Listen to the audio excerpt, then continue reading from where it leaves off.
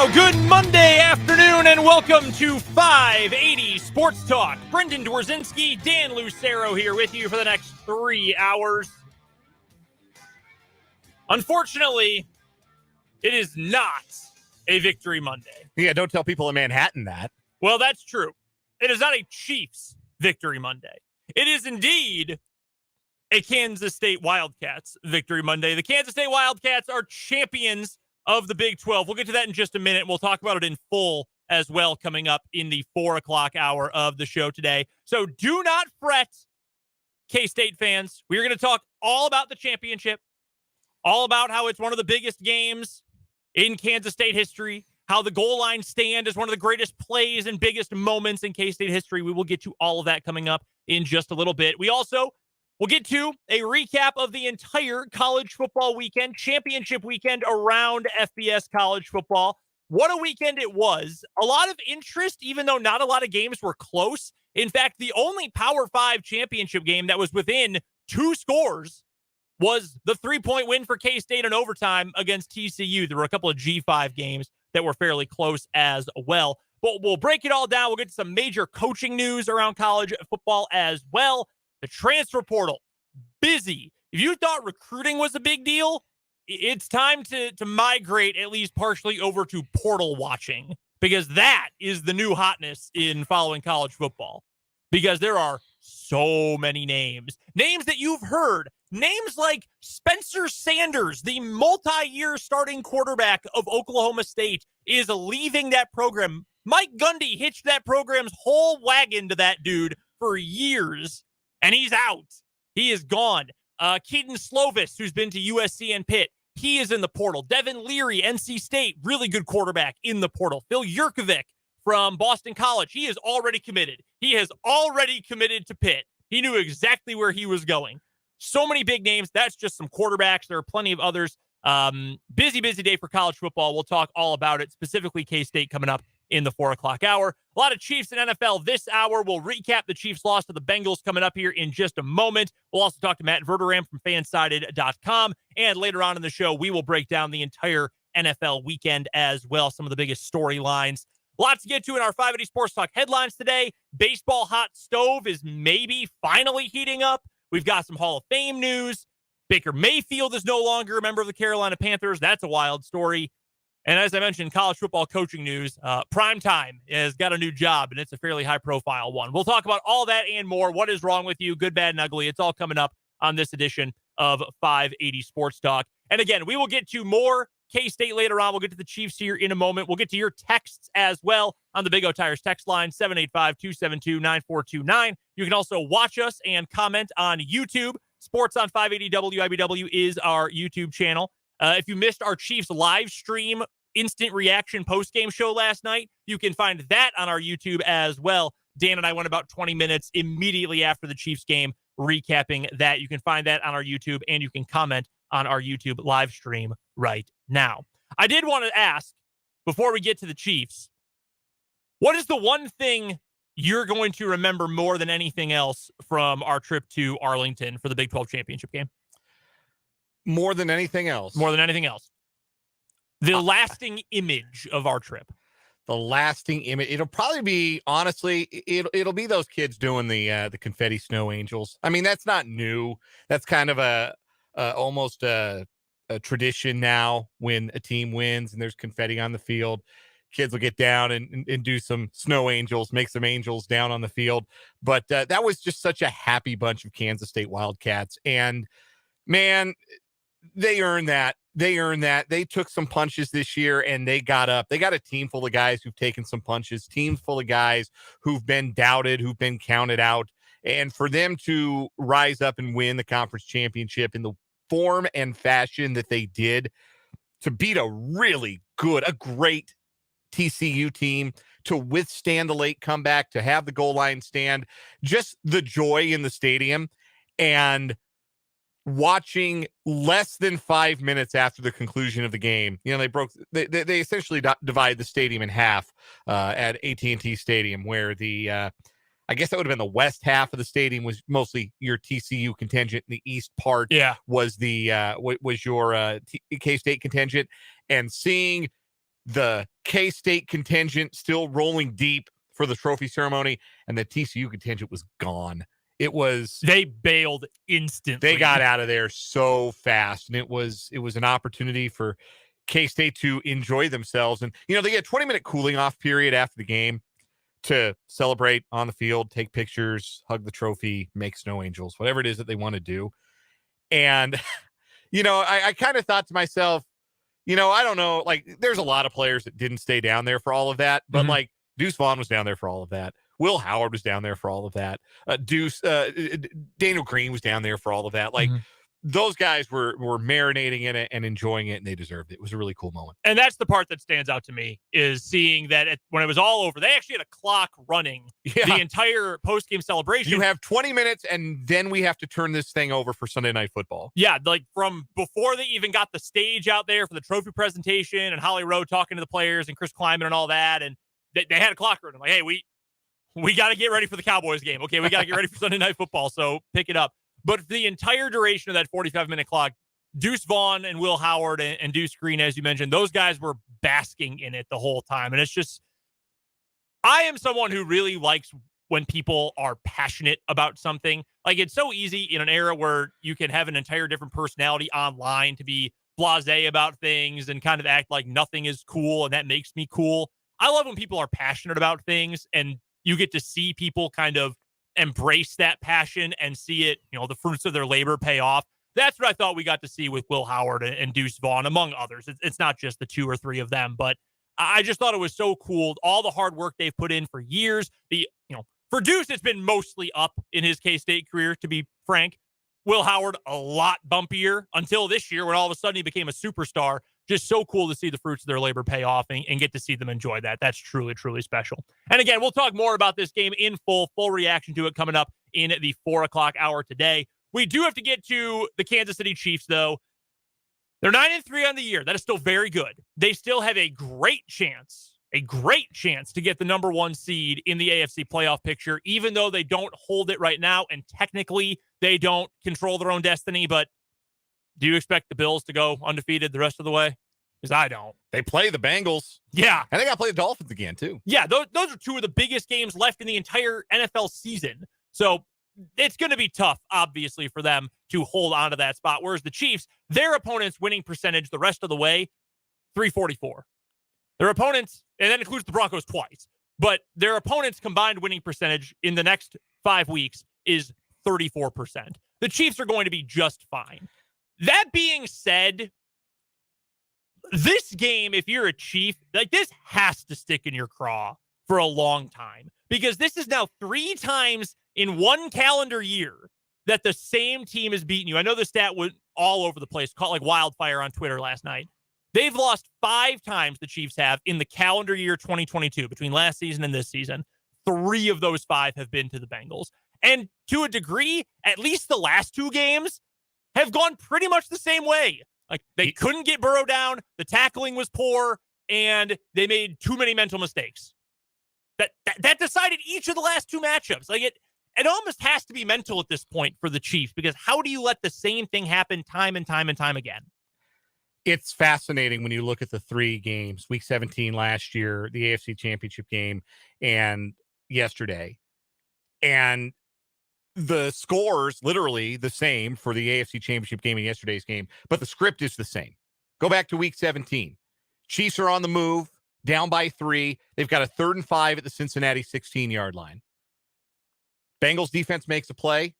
Chiefs settle for a game-tying field goal, and then they never get the ball back. There was the 3rd and 27 that the Bengals converted. There was the back-to-back penalties on 4th downs that the Chiefs defense committed. Once they got bailed out on offsetting penalties, but the other one was the defensive holding, I think it was, that stood, and the Chiefs never get the ball back. And it's the Bengals offense on the field to decide it. Evan McPherson game-winning field goal. AFC Championship game, Chiefs are on the move, down 3. They've got a 1st and goal from the 5. Back-to-back sacks by the Bengals. Chiefs settle for a tying field goal. Then Mahomes throws a pick in overtime, and the Bengals finish the deal. The defense came up with the big play to intercept Mahomes, and then the Bengals decide the game with their offense on the field. The Chiefs never get it back. Evan McPherson makes a game-winning field goal. Yesterday, Chiefs are on the move, down by 3. They've got a 3rd and 3 from the Cincinnati 33-yard line. The Bengals make a big defensive play. They get the sack. Just an effort play because Mahomes is stepping up in that pocket. I know there was a lot of people after the game that said, well, just throw it to McKinnon in the flat. He's wide open. Look, the defender's going to close by the time the throw gets there. Maybe he gets to the line. Maybe he doesn't. I don't know. But if you watch the all-22, Mahomes is stepping up in the pocket. Kelsey is breaking open. There's another receiver. I don't remember. I think it was MBS. There are open receivers. All Mahomes has to have is one more millisecond to get that pass off, and the Bengals pass rusher wouldn't let him have it. They make the play. Chiefs settle for a game-tying field goal, except this time, Butker doesn't follow his role in the script. He misses. The Bengals get the ball. They decide the game with their offense on the field. They never give it back to the Chiefs. The Bengals have put all of these games in the spot where their offense gets to decide the game. And it stands in contrast to virtually every other Chiefs game, right? The Chiefs are really good about when it's money time, when it's time to go win the game, it's Mahomes with the ball. And he doesn't have a 100% perfect record. Look at the Buffalo game, for example. But the Chiefs are usually really good about putting the ball in Patrick Mahomes' hands, and he's the guy that decides the game. He's the guy that dictates the terms. But the Bengals have dictated the terms in all three of these games against the Chiefs because their defense has made the play in the clutch that the Chiefs defense has not been able to. And that's got to feel especially frustrating for a Chiefs defense that did some talking this week, particularly Justin Reed. Now, we talked last week. Justin Reed, we haven't really noticed Justin Reed much. That does not necessarily a bad thing for a safety. Sometimes it's good if we're not noticing you. But if you're going to do some talking during the week, we better notice you. You better not be AWOL, and you really better not be missing tackles, Justin Reed. That can't happen. I was going to say, I noticed him. I noticed him taking a stiff arm to the dome and having his head dribbled off the turf like it was a basketball. So the Bengals defense has made plays in the clutch. When they have needed a play, they have made it. When they needed to stop the Chiefs 5 yards from a return to the Super Bowl, Sam Hubbard sacked Patrick Mahomes twice. When they needed to make the play yesterday, when they're down 4 and the Chiefs are driving, Jermaine Pratt went and made a play and ripped the ball out of Travis Kelce's hands.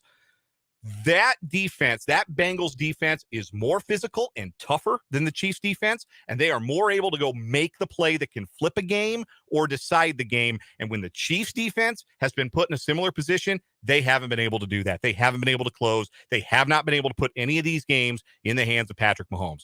That's what has to be the most frustrating thing for the Chiefs. They walked the walk after talking the talk, and the Chiefs were not able to do that. The Chiefs only got halfway through that process. And again, I don't think this is necessarily going to indicate anything about what the Chiefs can be this year. Like, that was the worst game for Patrick Mahomes of the season, and he wasn't bad by any means. 16-27, 223 yards. He didn't turn it over. One touchdown. Statistically, that was his worst game of the year. It was staffed a game or a stretch of 6 straight games with over 300 yards passing, only had the 1 touchdown. That is the fewest passing yards, 223, that he has had all season long. He doesn't have many games like that. And even against the Bengals before, he's put up pretty good numbers. I'm not especially worried there, especially after the stretch he just had. That's what, the one time a year Travis Kelce is going to be that poor, that mediocre. It's not fair to call him bad or anything, but that mediocre. I mean, he pedestrian receiving numbers, had a fumble. Minimal impact on the game, which is rare for him to have a minimal to negative impact on the game for the Chiefs. But only 4 catches and the lost fumble that tilted the game. If the Chiefs go and score on that drive, they probably win. They go up 31-20 with half the fourth quarter gone, they probably win the game.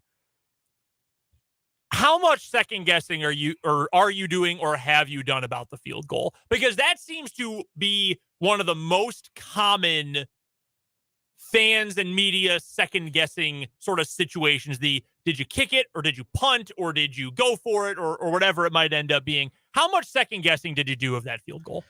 Not a lot. I mean, it's 55 yards, which is not a gimme, but 4th and 7 is kind of an awkward spot too. You know, that's not, if it's 4th and 5 from that spot, I think you go for it. If it's 4th and 7, or you're further up, if you're further up the field and it's a 50-yard field goal, let's say they throw an incomplete pass, you got 4th and 3 at the 33, then it's a 50-yard field goal or the 4th and 3 try. If they kicked the field goal there, I would have scratched my head a little bit because it would have felt like deja vu, like I pointed out from the last 2 meetings. But it's not indefensible by any means. You like Butker to make that kick. He just didn't draw it back in inside that right post. So I don't think there's a ton of second guessing for me because it was 4th and 7. I think if it was any closer than that, they probably go. 4th and 6, 4th and 5, they probably go.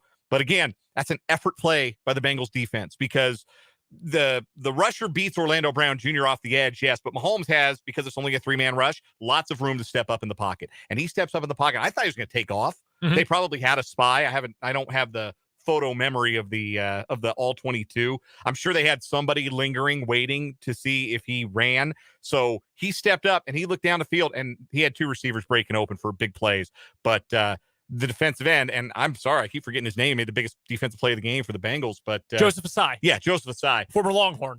He didn't give up on that play. It's an effort play. It's a 1-2 play, and the Bengals defense keeps coming up with those in games like this. You look at the 3 games they've won against the Chiefs by a combined 9 points. Mm-hmm. They've got 2 wins over the Titans in this same calendar year. Another pretty good team, yes. Kind of very similar in a lot of ways. Not at quarterback, but very similar in a lot of ways, like philosophically to the Titans. They've beaten them by 3 points and by 4 points. Why have they done it? Their defense makes friggin' plays. And this Chiefs defense could not come up with a stop on 3rd down, couldn't even hardly get to 3rd down for most of the first half. They forced 1 punt, 1 sack. Like, you got to make a play. That's where it comes down to. That's the Chiefs defense manhood being challenged a little bit coming out of that game. And if you look at all their losses this year, it's the same thing. Give up the go-ahead touchdown drive with 24 seconds left against the Colts. Give up the go-ahead touchdown drive with just over a minute left against the Bills. They've had chances to go win some games their damn selves, and they've come up short. So this is gut check for the Chiefs defense. I think their pass rush has performed above expectations. Front 4 had a bad day yesterday, but their sack output has been above expectations this year. The corners on the outside, Joshua Williams, Trent McDuffie, they were up to the task of Chase and Higgins in man coverage yesterday. I thought they played as well as you could expect 2 rookies to play. The linebackers, Nick Bolton had 16 tackles. He won a huge impact, but he did his job. Willie Gay had a big pass deflection. One of the rare guys who did make a impactful play in the game to hold the Bengals to a field goal on one of those drives. But you've got to make a play and get a stop and go win a game yourselves. And this Chiefs defense hasn't done that yet. So this is gut check time for them. That is the biggest reason why the Chiefs lost in the game, in my opinion, is the fact that the front 7 just didn't make enough plays. The secondary, I thought, played pretty well. And you and I talked about this on the live stream post-game show as well. I thought for being young and largely inexperienced corners, and they've gained a lot of experience, obviously. They were thrown into the fire, both McDuffie, especially when he came back from injury, and then Williams. They've had to play plenty of important snaps this year, so they're not, true rookies anymore. I didn't think that they were the problem. The safeties, not good. The front 7, not good. Yeah. Like Chris Jones was AWOL for most of the game. Yeah, if he played, he was invisible. And Chris Jones can't be invisible for this defense. Those safeties, like you saw Justin Reed in the post game. That's as chastened as a guy of that level in the NFL. Guys don't usually look like that after the game. And look, if that's their attitude, if they take from this, hey, we talked and we didn't walk the walk. We got our butts whipped. We gave up 400 plus yards. We only forced 1 punt. When the game was on the line, we couldn't get a stop. That's on us. We have to get better. We got to get tougher. If that's the attitude, then this is one of those good losses, because it could be a good lesson, I think, for the Chiefs defense as a whole. But that's where they're at, and that's why they haven't been able to beat the Bengals, because the Bengals defense has made the plays that the Chiefs defense has not. I hate the debate. Well, does this mean the Bengals are better than the Chiefs? They've won 3 straight, but better is relative. Who cares? I agree with you. Any given Sunday, right? Like the Colts beat the Chiefs earlier this year. Nobody in their right mind is saying that, well, are they better than the Chiefs? They beat them on that particular day. Yeah. They were better on that day. There's been 3 days where the Bengals have made 1 more play on either side of the ball, but better is a tired argument to me. I don't really care about that. I'm not doing power rankings here. Do the Chiefs feel frustrated? They should. Do they feel like they can't beat the Bengals? They should not.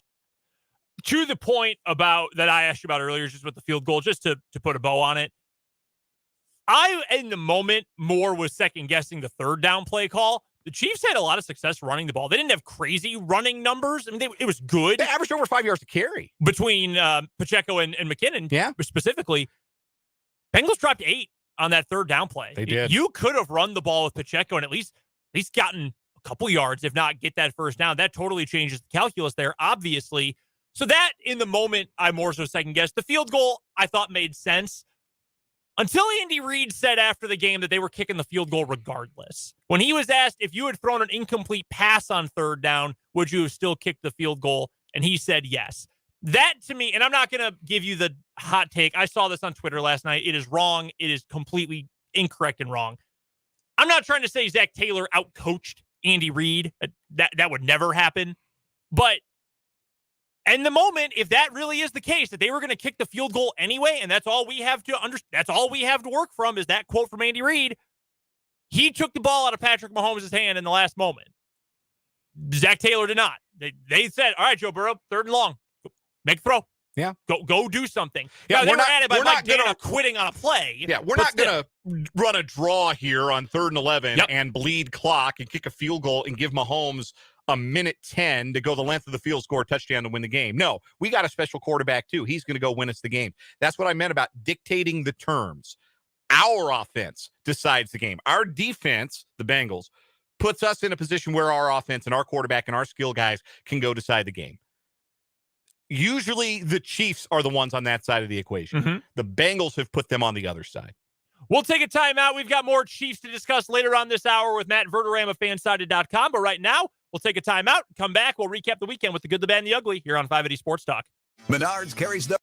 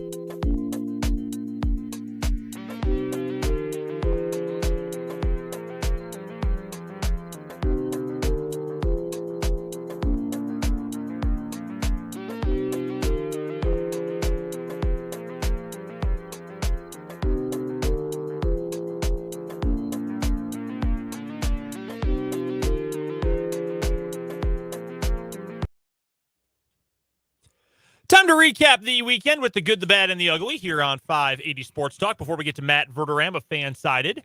Dan, what was your good for the weekend? Good for the weekend is everybody won coming out of AT&T Stadium on Saturday. Kansas State wins the Big 12 championship, only the fourth conference title in school history. But TCU puts up a hell of a fight, earns a lot of respect in defeat, and still makes the 4-team college football playoff anyway, which was well-deserved. Yeah, I mean, the obvious good is everything that happened in Arlington, the individual performances, the fact that we got to go experience it. That was a blast. I was going to go a different route just because I figured that's where you were going. I'm going to just go with college football in general, and here's why. We talked about this with college basketball this year. It's kind of the year of the big man because, like, there's no spot for Drew Timme in the NBA. There's just not. He's not an NBA kind of player. But there is a spot for him to make a ton of money with NIL at Gonzaga, be the big man on campus, be a really good college player again, make that last push for a national championship. I think there's a chance that has started to bleed over to college football. Last night, Washington quarterback Michael Penix, who is awesome, by the way, announced that he's returning to Washington for another year. How many legitimate draft prospect quarterbacks have you heard of in recent years who said, you know what, I'm going to do college for another year? Not a lot of them. Not a lot, if any. Penn State had an offensive lineman who was a potential first-round pick who elected to come back as well. I'm not saying I want guys to not go to the NFL, go get paid while you can. And I'm surprised by the Penix decision, but that's the good. I mean, I think it's mostly good, but that's the really good side of NIL is that it's better for college football because you get players sticking around longer. And I think that's why Penix is sticking around, and that's good for college football because he's a fun player. My bad for the weekend. We'll have more about this on headlines because it's one of the biggest sports headlines of the weekend. Deion Sanders taking the head coaching job at the University of Colorado. But the way he left Jackson State, like seconds after the SWAC championship game, like he couldn't wait to get off the stage and get on a plane and get to Boulder, and didn't even do a post-game press conference and just kind of had 10 minutes for those kids that he wanted to make sure everybody saw. So they were on camera and they got disseminated to social media. That's a sour taste, leaving behind a place where he did a lot of good for 3 years. I've got a similar one for my ugly. My bad, though, from the NFL. Look, I know he's not great. I feel so bad for Jimmy Garoppolo, man. I really do. To have this huge, incredible story. They are winning a ton right now. Come back, like the prodigal son story, breaks his foot. He's done for the year. I know he's got money and fame and looks and all that. I get it. But on the human side, I really do feel bad for him. That really sucks. Do you have an ugly? Yeah, real quick. Just wanted to condemn the behavior of the Valley Center High School student section. It's been going around social media, the way that they behaved when Topeka High was playing their boys basketball team over the weekend. Lots of disgusting and racially charged behavior coming from that student section. And I mean, it's 2022. We got to be doing better than that. So shame on Valley Center High School. No, I'm with you. That video is circling around. We all saw it. It's awful. Do better. And you had to learn it somewhere. So set a better example as best as you can. The ugly I did have from the on-field, well, not really on-field, but Scott Satterfield, head coach of Louisville. He left today for Cincinnati. He's Cincinnati's new head coach. They play each other, by the way, in a bowl game coming up in, 12 days. Yeah. He told his team he was leaving via FaceTime. That is how he told his 100 players or whatever, hey, bye. Thanks for all your time. Thanks for committing to me. I'm out of here. Couldn't even meet you in person. Sorry, I already ducked. Just so lame. The least you can, like, you want to leave. I know recruiting and, signing day and all that. I get it. There's no easy way to do it, but there's a dignified way to do it, and that ain't it. You can show up in person, man. Come on. That's awful. We got to take a time out. Matt Verderame will join us next to talk all things NFL here on 580 Sports Talk.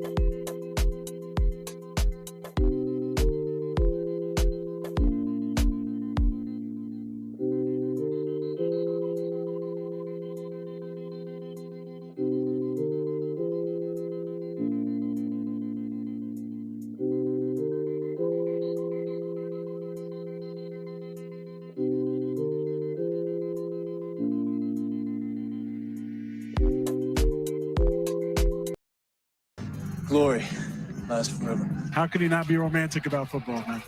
Matt Verderame is the national NFL writer for Fansided.com. He covers the entire league over at Fansided. Go check out the Stacking the Box column right now at Fansided.com for all the best Monday info on all things NFL. You can also follow Matt on Twitter at Matt Verderame. Matt, why do the Bengals have the Chiefs number?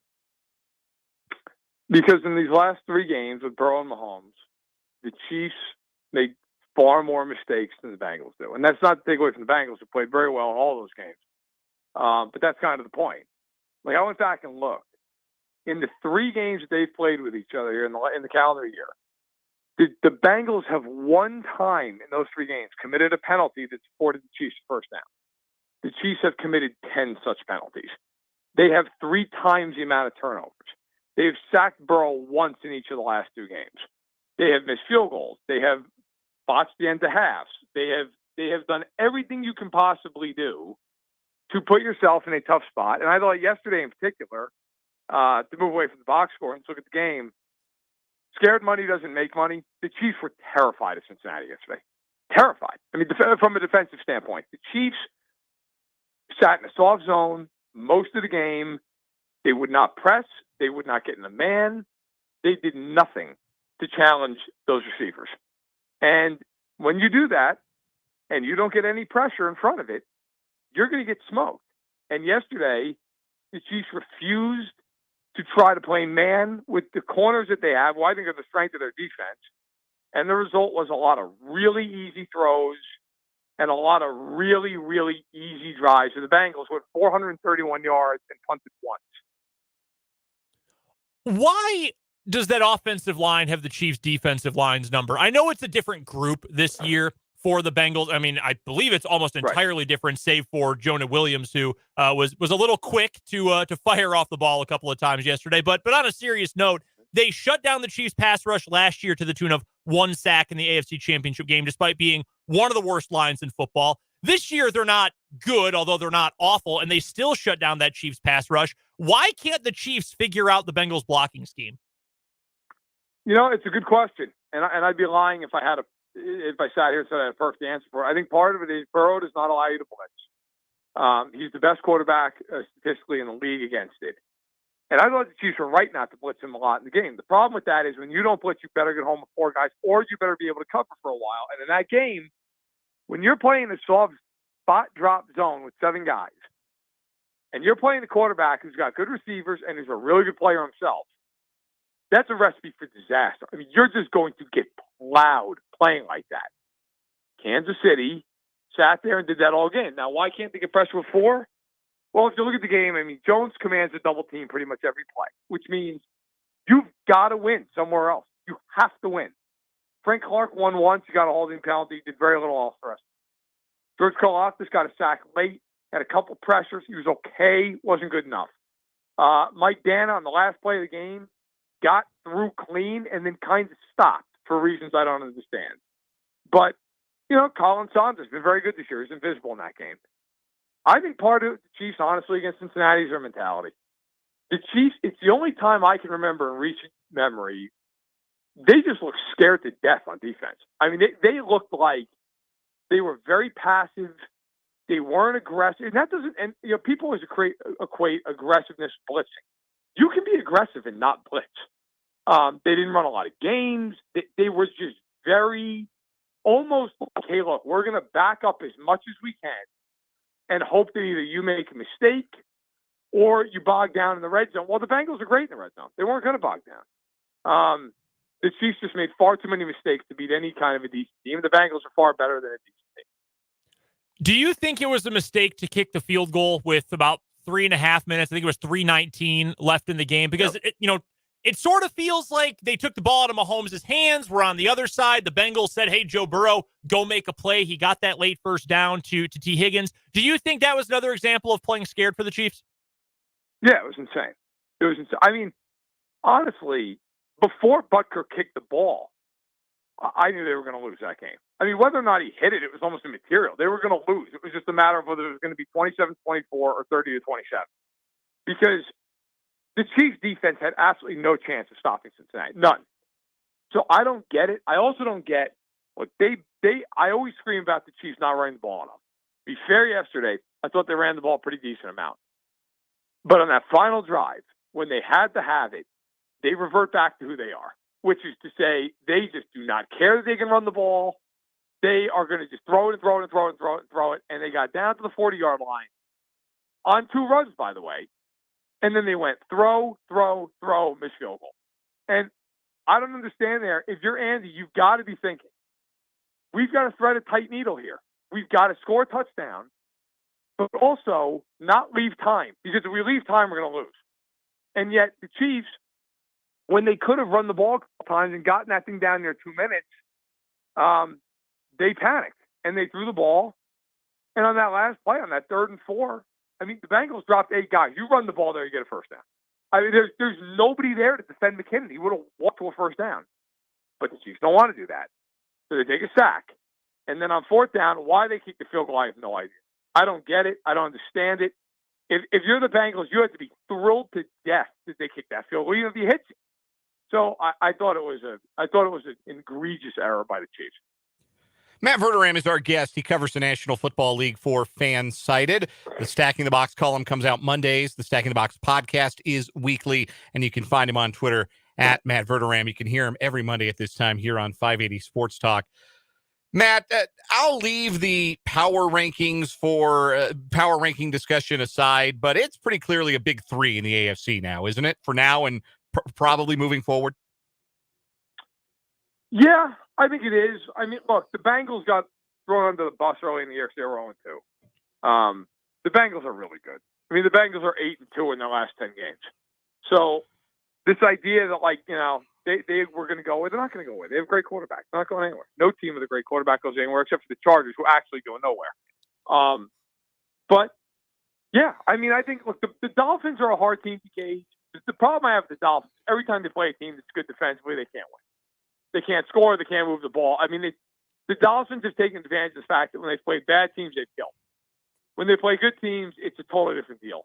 I mean, Brock Purdy played the majority of that game with the Niners, 7 calls. So I think, yeah, right now, it's Kansas City, it's Buffalo, it's Cincinnati in some order. I don't believe in Baltimore. Even when Lamar's there, they have too many issues. Tennessee's a well-coached team, but they have a ceiling because of their talent level of quarterback. But I think that's why the number 1 seed is so important, because I have a feeling whoever the 2 and the 3, you're going to get 2 of those top 3 teams. And they're going to play each other, and then you're going to have to go play the other team at their building. So right now, you look at the standings. I mean, Kansas City and Buffalo are both 9-3. Cincinnati's 8-4. Cincinnati's actually a wild card at the moment. I don't think they'll finish as a wild card. It's going to be a huge deal. It's going to be a huge deal. I think despite what happened yesterday, I still think the Chiefs are going to get the number 1 seed. I do not think the Bills are going to run the table. I think the Chiefs probably will. But if the Chiefs play the way they played yesterday with the turnovers and the mistakes, the scheme defensively, they're going to have a really tough time against the Bengals or the Bills, because you just can't play that way against a really good quarterback and expect to win games. It's too easy to play against. Looking around the league, one of the biggest stories emerging from yesterday's action, the season-ending foot injury to 49ers quarterback Jimmy Garoppolo. Now, Brock Purdy, Mr. Irrelevant himself, Iowa State legend, came in, steered the ship, and got them a win against a very good Miami team. But moving forward, do you still consider the 49ers Super Bowl contenders if Brock Purdy is taking the snaps? No, they have no chance.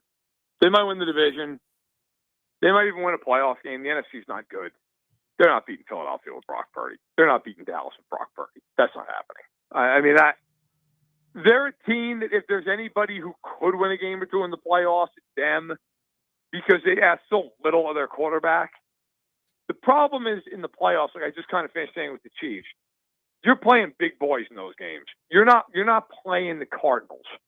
You're not playing Jacksonville. Like, you're playing the best of the best. And while the Niners have a very good defense, so does Dallas. So does Philly. Like, you're going to have to make throws on 3rd and 8. You're going to have to be able to overcome a holding penalty. That's where the Niners, it ends there. They're not going to be able to do those things. So while I still think they can win the division and even win the playoff game, I do not think they're going to the Super Bowl. I do not think they can get past either Philly or Dallas. And frankly, even for all their issues, are you taking Brock Purdy to beat Tom Brady in the playoff game? I'm not. Are the Eagles getting better week by week? The Eagles are great. The Eagles, to me, are the best in the league right now. I mean, I think there's certainly a case for Kansas City or Cincinnati or Buffalo in terms of, like, they played them in the Super Bowl. Could those three teams beat them? Yeah, they could. I don't think Miami can. I don't think Miami would beat Philadelphia. Philadelphia, though, there's been this refrain from some corners of, like, well, who do they play? Listen, they ran up 363 rushing yards against the Packers last week, won the game. To come back this week, they run for nothing. They ran for like 2.5 yards a carry. They throw for 386 yards and just destroy Tennessee. That team can play you any way you want to play. You want to take away the run? Fine. You want to take away the pass? Fine. You want to play a low-scoring game? Fine. Philly can play any way you want. I think the Eagles are the most complete team in the league. I think their only question mark is just that's a team without a lot of experience. Hurts has never won a playoff game. The coaches never won a playoff game. Like, if they get to the Super Bowl and they play a team like the Bengals who have been there, the Chiefs who have been there twice, does that matter? I mean, does that become something that maybe tips the scale? But to me, those teams, the three in the AFC we talked about, Philly and Dallas, they're the 5 best teams in the NFL.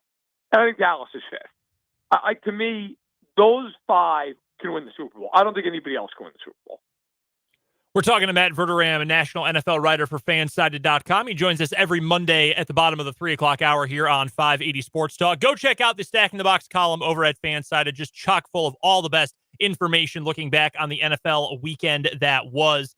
Matt, sticking with the NFC here, how for real are the Cowboys? Or how much do you believe in the Cowboys? And I know it's prisoner of the moment because it was just last night that they put the Colts in the torture chamber in the fourth quarter, but with that defense, and if Prescott is fully healthy, how much do you believe in them? A lot. I mean, I just finished saying they're a top 5 team to go in the Super Bowl. Look, the question I have with Dallas is easy.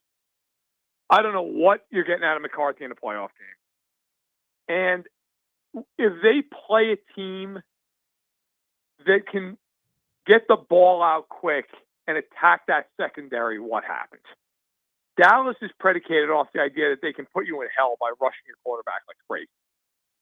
If they play a team that can get the ball out or they can run it down their throat, I don't know that Dallas can beat them. I mean, certainly they could beat teams, they're average teams that could do it, but a team like Philly, can you beat a team like that? I don't know. I mean, they already beat the Bengals. They beat them without, Dak, but that was week 2.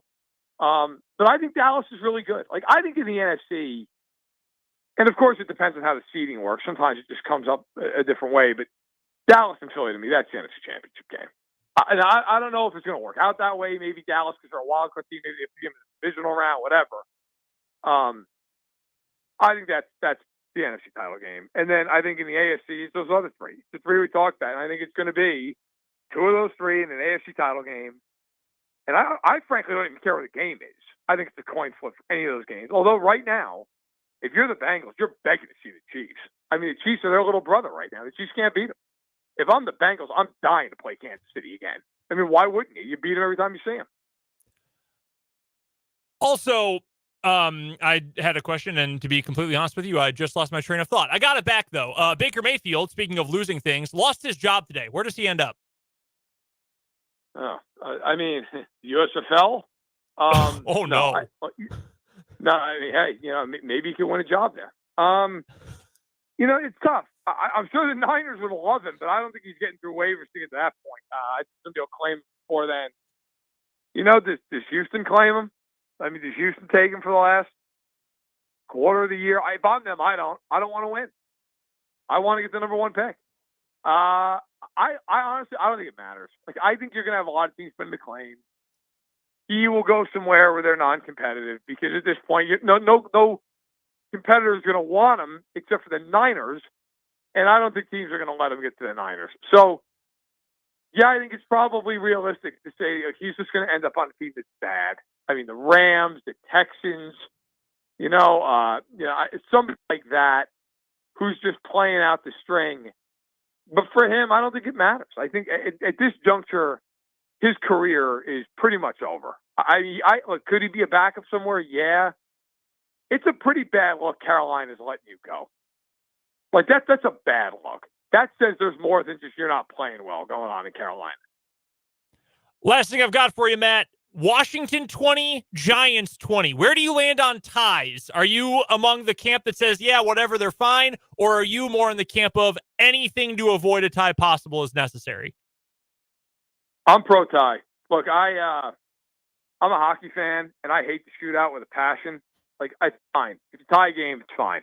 You know what? Those teams had multiple possessions, both of them to win in overtime. Neither one of them could do it. I have no problem with it. I'll tell you, if you're Washington, you're thrilled because you get a bye now, and then you get the Giants again in a weird scheduling quirk in a couple of weeks. And if you win that game at home, you now have the tiebreaker on. So I think it played to Washington's advantage. The Giants had chances. I mean, in a very weird game, Daniel Jones, other than a spike, did not throw one incompletion the entire game until the last full possession of the fourth quarter, and he threw 3 incompletions in a row. So the Giants had their chances. They couldn't do it, and it might end up keeping them out of the playoffs, depending on how things shake out. Matt Verderame covers the whole NFL over at fansided.com. That includes in the Stacking the Box column, the Stacking the Box podcast, and so much more. Follow him on Twitter as well, at Matt Verderame. Matt, as always, we appreciate you joining us. Thank you so much. Are you going to enjoy Monday Night Football tonight? Yeah, I'll probably put myself through that game. We'll see how things play out. Bucs Saints tonight. Matt, we appreciate the time. Thanks so much. Thanks a lot, guys. That is Matt Verderame from fansided.com. Yeah, I mean, we've had worse primetime games. Like last night? Yeah, last night was ugly. That was a real game, well, at least score-wise, until the fourth quarter, and then the Cowboys scored 33 unanswered points. That, by the way, is 10 more points than the Denver Broncos have scored in a full game this season. Broncos, the gift that keeps on giving. We're talking K-State, the Big 12 championship winners coming up in the 4 o'clock hour.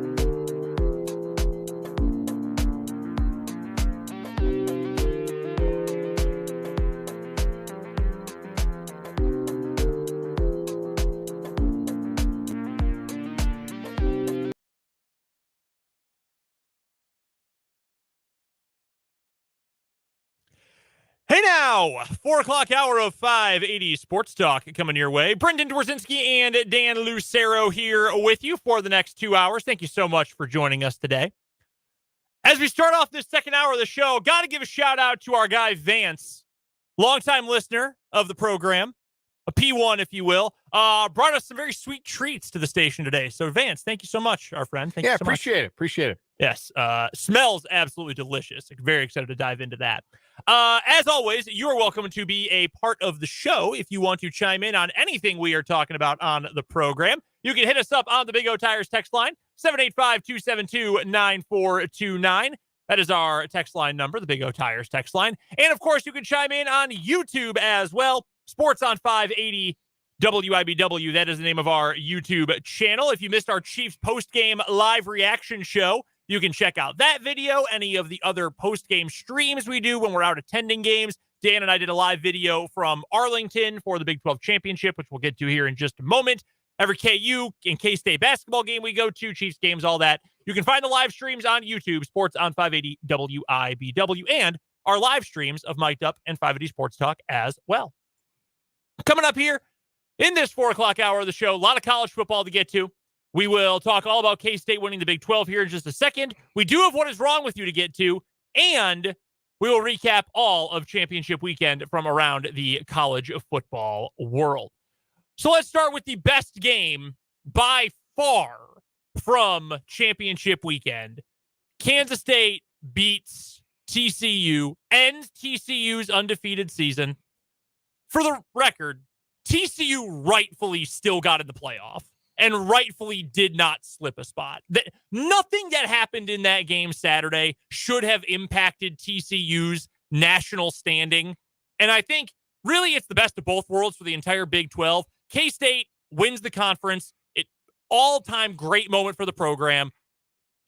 TCU is the third best team in the country. I'm still pretty certain of that. Or at the very least, they are deserving of a top 4 spot. Yeah, like what did Alabama do to improve their resume on Saturday? Nothing is the correct answer to that. Nothing, because they didn't have a chance, because they weren't playing, because they didn't earn a conference championship game berth. Are you telling me that Nick Saban whining on Fox is not... And ESPN, every network gave him a platform, even ones that aren't in bed with the SEC. It was unbelievable the amount of politicking they allowed Nick Saban to do on Saturday for his program. That was remarkable. And the thing about it, I don't blame Nick Saban for what he said. Because he's vouching for his team. It was spineless of the networks to put him on, but I don't fault what he said. He is trying to stick up for, I want my team to be in the playoffs. Sure. I get that. And any other coach would have done the same. I'm sure if you'd put Josh Heupel on, another 2-loss SEC team, he would have done the exact same. I'm sure if you would have given Lincoln Riley some TV time, he would have said, look, man, we would have won on Saturday. We were cruising up 17-3, and then my quarterback's hamstring went sproing, and then we couldn't move the football for the better part of the second half. Like, a lot of coaches would have done some politicking. Why did Nick Saban get free TV time like he's running for president? It's the assumption that they should be in. It's the built-in assumption that Alabama's not in. There's got to be something up here. Like, something's got to be wrong. Like, this is the first playoff that does not feature Alabama or Clemson. Like, the first one. Like it's their birthright. Yeah, it is. That's what it's treated like. And the problem I have is the people who say, well, he's right, No, he is not. Because if all you cared about Alabama's got the most talent, and Georgia and Michigan and Ohio State have the most talent. Okay, then you guys can go do your own thing. You can go be NFL junior. You can go do that. Enjoy your games on FS2 right after Live Golf. You can go do that, and we will enjoy college football. Because guess what? TCU earned it because they played 13 games like one of the best teams in America. Did Alabama do that? No. Alabama lost to 4-loss LSU. No thanks. No thanks. Yeah, if it's all about, we have the most talent, okay, fine. We'll just average out the ranking of the 24/7 sports recruiting rankings, and then whoever sits at the top 4 of that list for the last 5 years aggregate on the 24/7 sports recruiting rankings. We'll just put those 4 programs in the playoff every year on a rolling basis, if that's how we're going to determine what better means. It's just ridiculous. So I'm glad that K-State won, and I'm glad that it did not affect TCU because TCU honestly, truly did deserve that spot in the playoffs. Now, for the game itself, where do you even start for K-State? Because you could say, hey, the defense showed up with the play of the year, one of the, and I saw some friends of mine who are K-State fans talking about this on Twitter, I think it was yesterday. Is that the biggest play in K-State history that, to be fair, ended in K-State's favor? Like, there have been some that maybe did not, but that's up there as the biggest play. I'll defer to people who have been embedded in it or covered it longer than I have, but I can't imagine there's a greater goal line stand in program history than that one when you add in the stakes, what it meant to keep TCU out of the end zone, to give you a chance to win the Big 12 with any score. Absolutely massive gut check moment in the game. Your defense has been on the field most of the fourth quarter, and you've got to keep them from getting not even a yard, like 18 inches. You've got to keep that offense with that dude at quarterback, Max Duggan, who was unbelievable on Saturday, with that Kendre Miller, one of the first team all Big 12 running back, one of the best running backs in the nation this year. You've got to keep that team from getting 18 inches, and they did it twice. And they did it on 4th and goal with a guy playing nose guard who played a grand total of 6 defensive snaps in Big 12 play all season.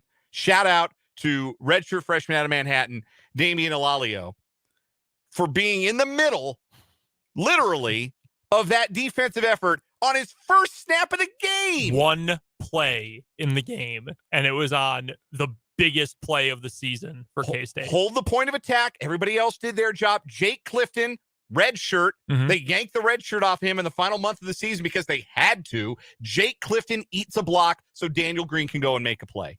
It was tremendous defensive effort on that goal line stand. It doesn't get a whole lot better than that. There are a lot of programs that don't have moments that good on defense in their history. And defensively, you got, and this is the same for offense and defense for K-State on Saturday, you got, and this is always important in crucial games, you want your best players in the biggest spots making the biggest plays.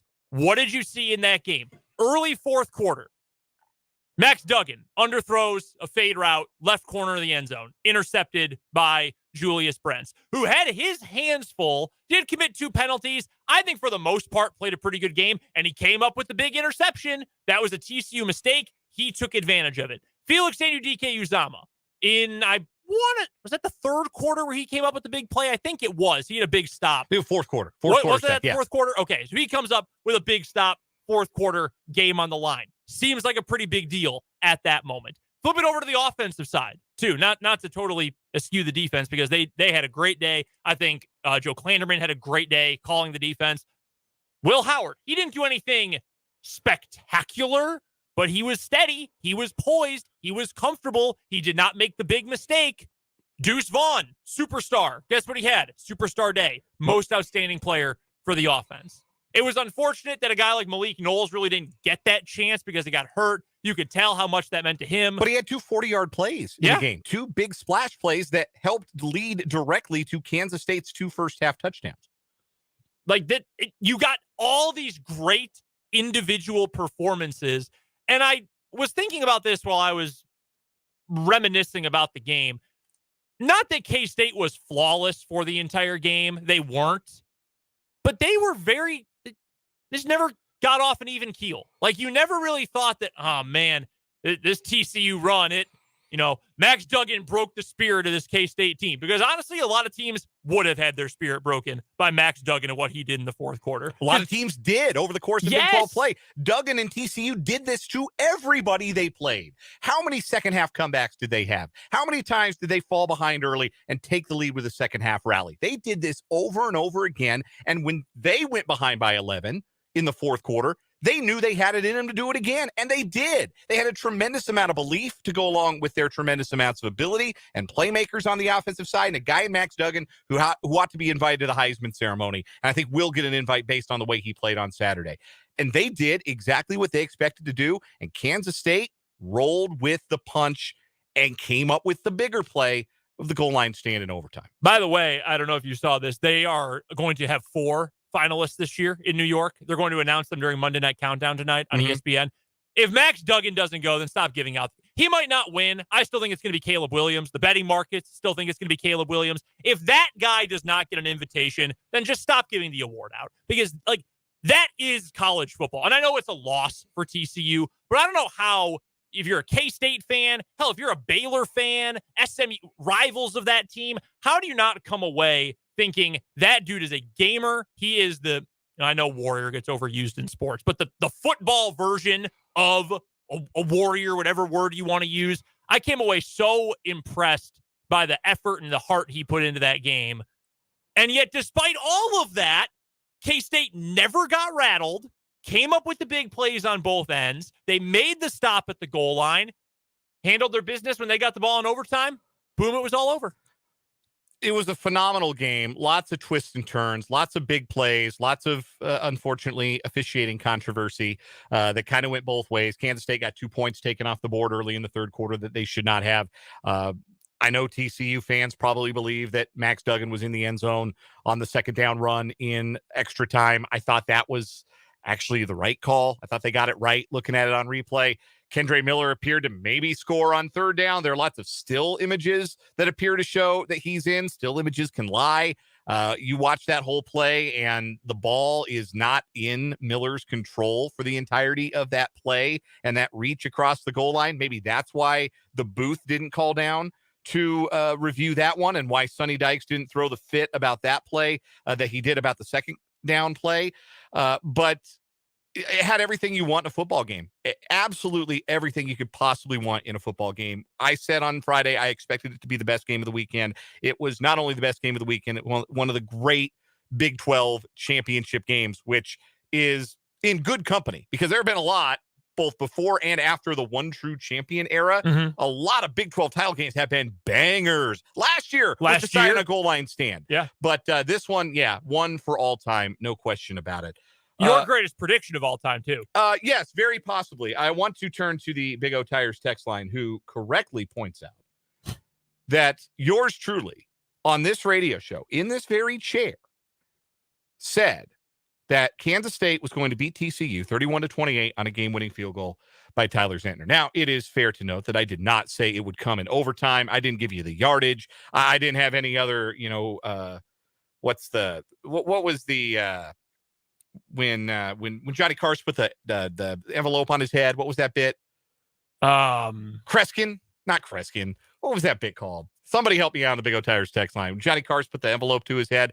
Before my time. I was going to say, this reference is over my head. But no, I didn't. No other moments of clairvoyance, I suppose. But no, I did. I did correctly predict the final score and the nature of the victory. That texter, the great Karnak the Magnificent. Thank you, 316 on the Big O Tires text line. Karnak the Magnificent. That's what I was looking for.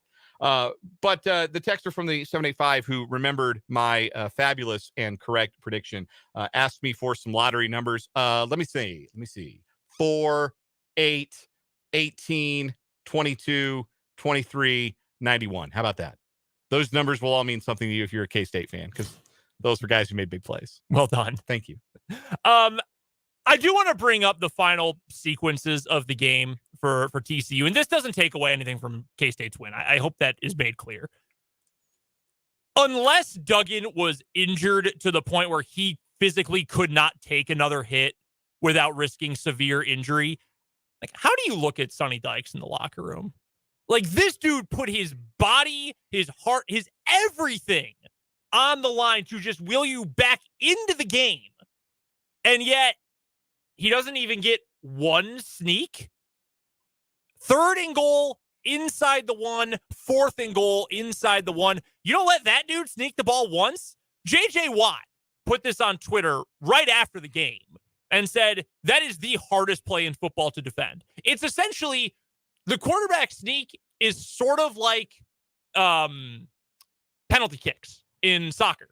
Like, the goalie has to guess. Like, you can base it on tendencies or whatever, but at some point, that foot's going to point one way, and if you went in the other direction, you're giving up the goal. That's just kind of how it works. Except the difference is that's just a ball traveling through the air, not a person holding a ball with a 240-pound fullback then pushing them from behind. Not to mention the other running back. When they went to the I formation for fourth down, I think you said out loud to me in our seats in the press box at AT&T Stadium, said, sneak it here.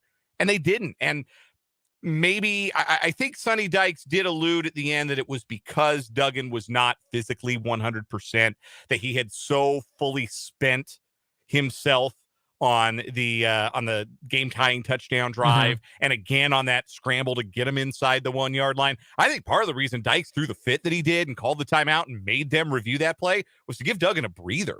But that young man was gassed. And I think that's the only explanation that holds any water if I'm a TCU Horned Frog or of that particular purple persuasion, is that I just didn't think Duggan had the juice to force his way across the line for 18 inches. And even then, I'm looking at you sideways a little bit like, well, really? Kendry Miller's not a bad backup plan. K-State just made the play. Yeah, they did. No, fourth down, that is all K-State. That is all on K-State for making the right play. I feel like, give me one. Yeah, give me one chance. I would imagine that guy on adrenaline alone would be able to get that one. Couple points to make here. I don't think the officiating determined the outcome of the game. It sucked, though. It was big bad. It was pretty bad. We have a texter from the 785 asking on the Big O Tires text line, how was the overturned reception call on Cade Warner when it looked like he had that 30-yard ball on third down, and they looked at it, and there was one angle where it looked like maybe it grazed the ground. Yeah, like 8 that made it look like no doubt that's a catch. Then the last one, we saw it on the Jumbotron at the stadium. The overhead angle where you're not level with the ground is the one that made it look like it hit the ground, and the TCU fans went nuts and they overturned that. But the texter wanted to know how that wasn't ruled defensive pass interference, and the answer I have for you is they didn't call defensive pass interference in this game until late on Julius Brents when they had no choice but to. But for the first half, for the better part of the game, it was no autopsy, no foul in the defensive secondary. And honestly, I'm good with that. I wouldn't want a game decided by a bunch of judgment defensive pass interference calls. But yeah, there were some other moments where, I mean, it looked like Kansas State defensive linemen were getting held a lot and on some Duggan scrambles that didn't get called. Certainly some defensive pass interference that didn't get called. I don't know how that wasn't a safety at the start of the third quarter. I guess I just don't understand football. Like, that was a screw job. I don't know the rules of the game if that's not a safety. I've only been watching it and covering it my whole life, and I guess I don't know the rules if that's not a safety. And I saw it, a couple TCU fans, and I don't have beef with this. Is just certain people. This isn't a overall comment. But I saw this is a hollow win, or K-State didn't earn that because they didn't review the third down carry by Miller at the goal line, where it looked like at one point the ball was over the line, but he also lost possession at one point. Now, and we don't know when forward progress was stopped. Right, and now correct me if I'm wrong, but upstairs can call down on any play. And I thought so. Yeah. And they had all the time in the world to look at that play because the Kansas State guy was injured. You knocked your camera down, didn't you, pal? I did. I kicked the cord, and we are now getting a full tour of the studio on the YouTube stream.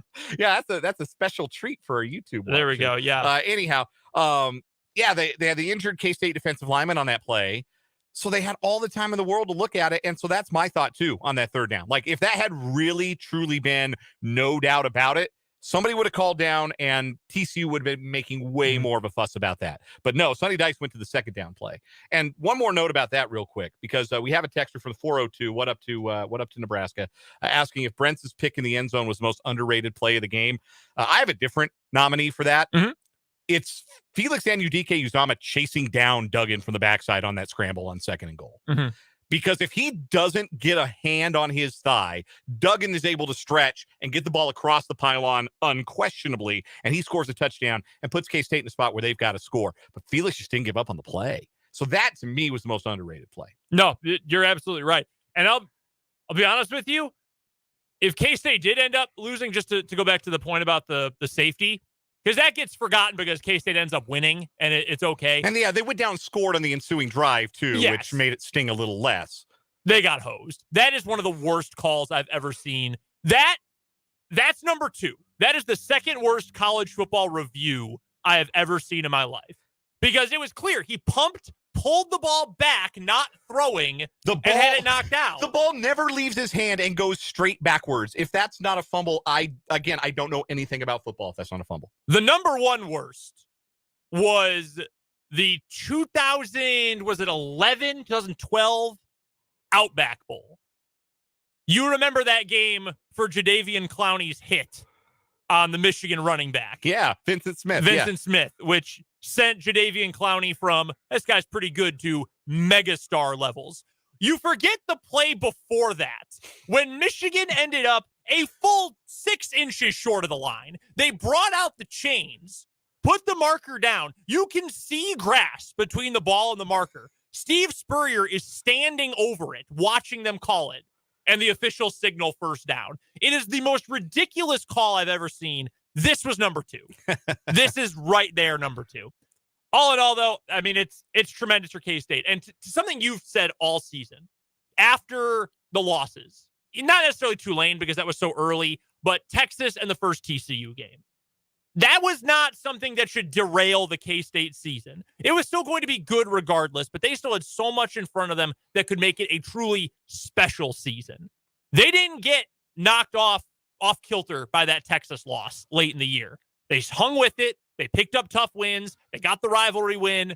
And in the biggest moment of the entire year, one of the biggest moments in Kansas State history, they came away with a win. And I think that says a lot about these players, and I think that says a lot about this coaching staff. It says a great deal about them. Chris Kleiman talked about having a player-led and player-driven locker room and culture, and says those are things, when you have them, then you're hard to beat.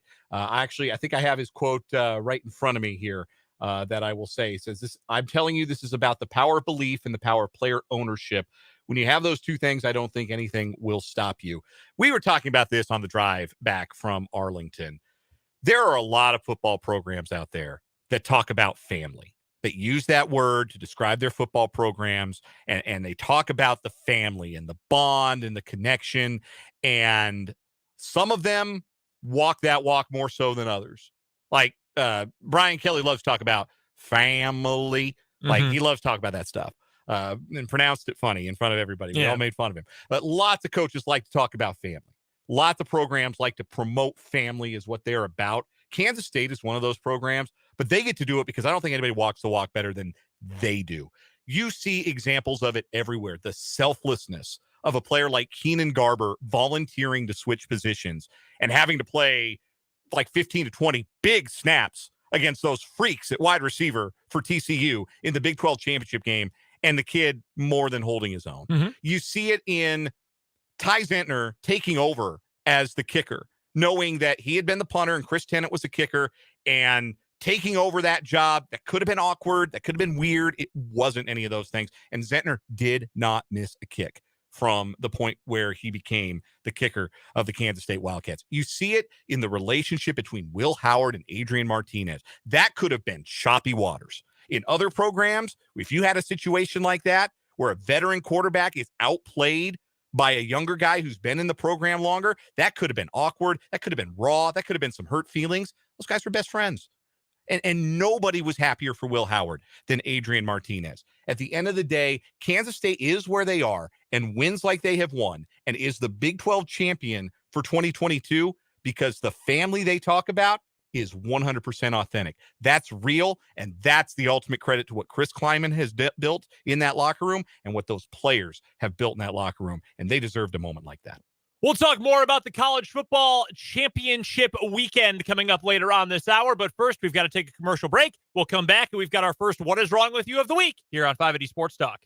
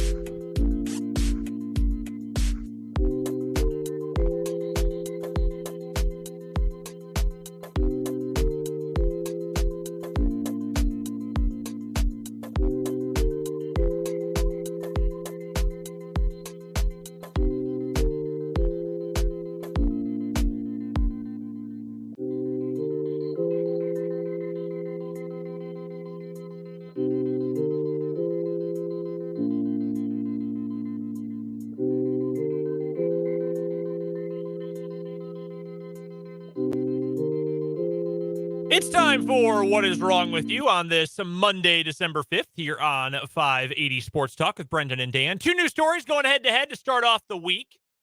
Dan, I will go first. We're going to England, Nottinghamshire to be specific, in the town of Newark, not the New Jersey one, the England one, where we meet a man who is really drunk. And he was lying in bed. And he called 999 68 times in 90 minutes. 999 being the British version of 911. Nottinghamshire police say the man constantly called 999 and then hung up on officers when they tried to find out what was wrong. He did that 68 times in a 90-minute period. The force urged the public to only call in an emergency after the man made the calls back in September. That's a pretty simple story.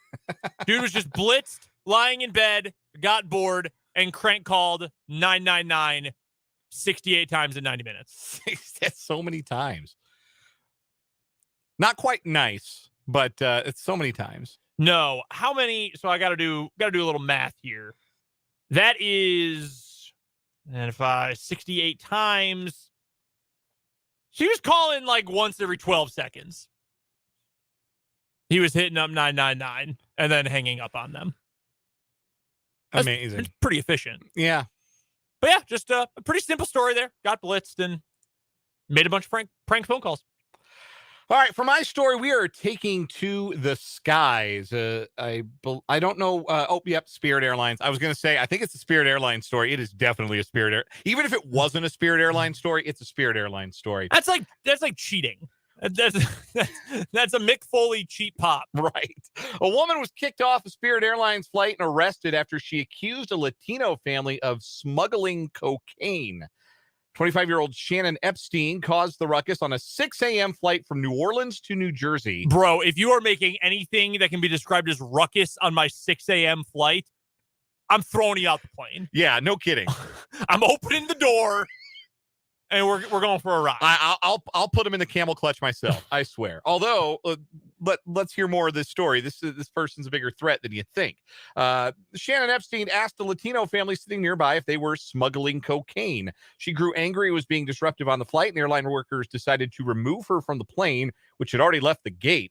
But Epstein allegedly refused to leave after the plane returned from the tarmac, and she became extremely combative when approached by deputies. She injured 6 of them.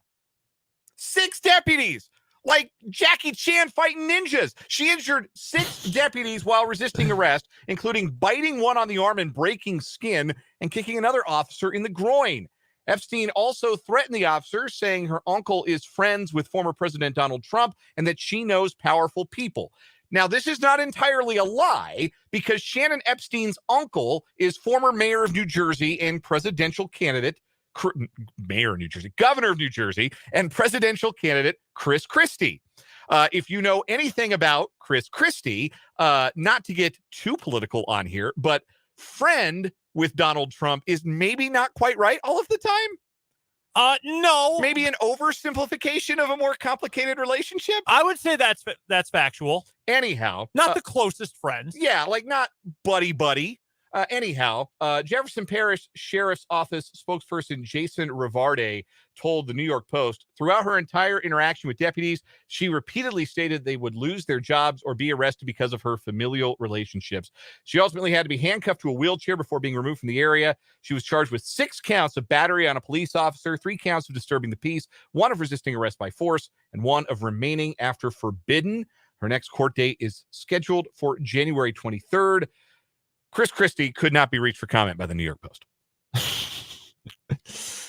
Listen, like the out-of-pocket behavior is one thing. Like 6 a.m., we're all grumpy, right? Like nobody's ever been happy to be on a 6 a.m., like entirely happy to be on a 6 a.m. flight. Like maybe you're going somewhere cool, but you're still on a plane at 6, which means you had to be at the airport at what, 4:30? Oh, yeah. Which means you had to get up pretty early, probably, because nobody lives like next door to the airport.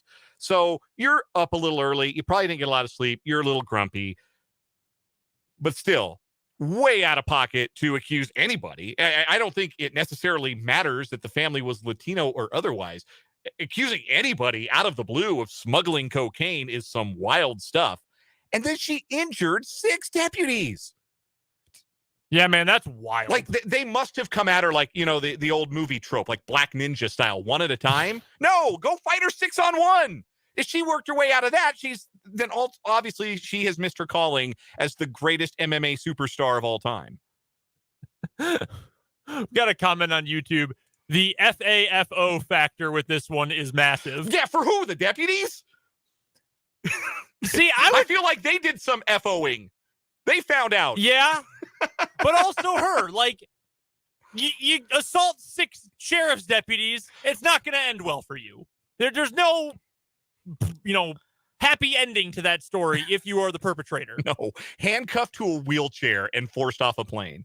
You think the people on the plane cheered? Oh, of course. Yes, absolutely. I would. Nothing is worse. I'd hand a tip to the cops that finally got her off. Yeah. Thank you, sir. Here, what do I got in my wallet here? You know what? Just take my credit card. I don't even care. Nothing is worse than applause on an airplane. Like, if you're people that applaud when the plane lands. See, I don't remember having experienced that. I'm sure I have at some point. I get salty when people say, I hate when people stand up on the airplane. First of all, it doesn't concern you. Second of all, I'm sorry. We have 7 inches of leg room and I'm 6'4". I was about to say, you've been sitting on the plane for long enough. Yeah, you probably want to stretch your legs, even if you do have to contort your upper body after the flight is done. Yeah, go ahead and stand up. I don't have a problem with that. It's the people that are like impatient while they're standing up. Yeah, that's fair. Like, I'm not pushing past people. I just want to get up and, damn, my knees hurt. My hamstrings are tight. Right. No, I get it. I hate this woman so much. Just so out of pocket. Yeah, this sucks. This is very Spirit. Again, that's like... Yeah, isn't that the retort, though, for the deputies? She's talking about, I know a lot of important people, and I have lots of powerful friends, and my uncle knows Donald Trump, and you'll all lose your jobs. Honey, if you really had any stroke, you wouldn't be flying Spirit. You couldn't even get JetBlue over here? Get out of my face. Out of my face. Do you see these people on the plane with you? This ain't Lufthansa, okay? Then we'll talk. Then we'll negotiate. From the Big O Tires text line from the 785, the only airplane applause I condone was a 19-hour flight from D.C. to Ethiopia. We all deserved a round of applause. Yeah. Wow. That's really funny. Yeah. That's true. Yeah, you're on a plane that long. I get it. Right. On a flight that long, I'm standing up, and I don't care what you think about it. To be honest with you. Facts. That is our winner today, unanimously, easily. It will advance on to tomorrow's What Is Wrong With You. Right now, though, we're going to take a break. On the other side of this timeout, we'll recap a busy, exciting, full of blowouts weekend from college football. We'll talk about that next on 580 Sports Talk.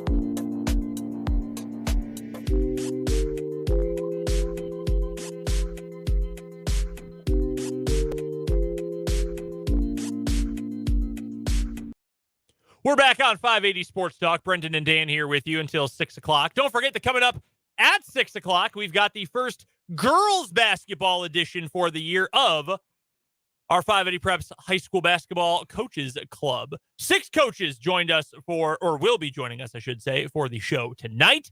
That is coming up at the top of the 6 o'clock hour right here on 580 WIBW and FM 104.9.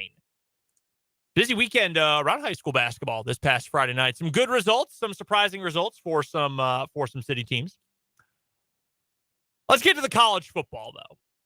The best game of the weekend by a lot, and I mean a lot, was the Big 12 championship game. We had 10 championship games on Saturday, well, Friday and Saturday between the two. 3 of them were decided by 2 or fewer scores. Everything else was a blowout. Friday, you had Utah and USC. Utah ends up winning that game by 23. USC, man, I know Caleb Williams was hurt. I get it. That changes a lot. For their offense in particular. But he wasn't, like, he doesn't play safety. They're not tough. They are not a tough team. And Utah, that's all Utah is. They're just tough and gritty. That's what I said on Friday, that if Utah can make this game nasty, I don't think USC has a chance. Now, I was expecting USC to make a single tackle, which they did not do, but they don't like to play against teams like that. Utah is the exact kind of team that I don't think USC can play against. And then you had after the game, Caleb Williams walking around with his leg drooping behind him in obvious pain, in tears. And Lincoln Riley goes, yeah, he didn't want to come out. He said, no, I'm going to play. You're the head coach, doofus. You get to decide that.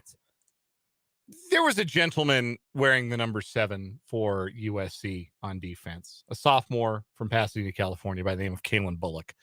And he may want to consider a position change or I don't know, maybe a side of the football change or maybe an address change, maybe a name change, as much as he got embarrassed on Friday. He wanted zero smoke from anybody carrying the ball for the Utah Utes.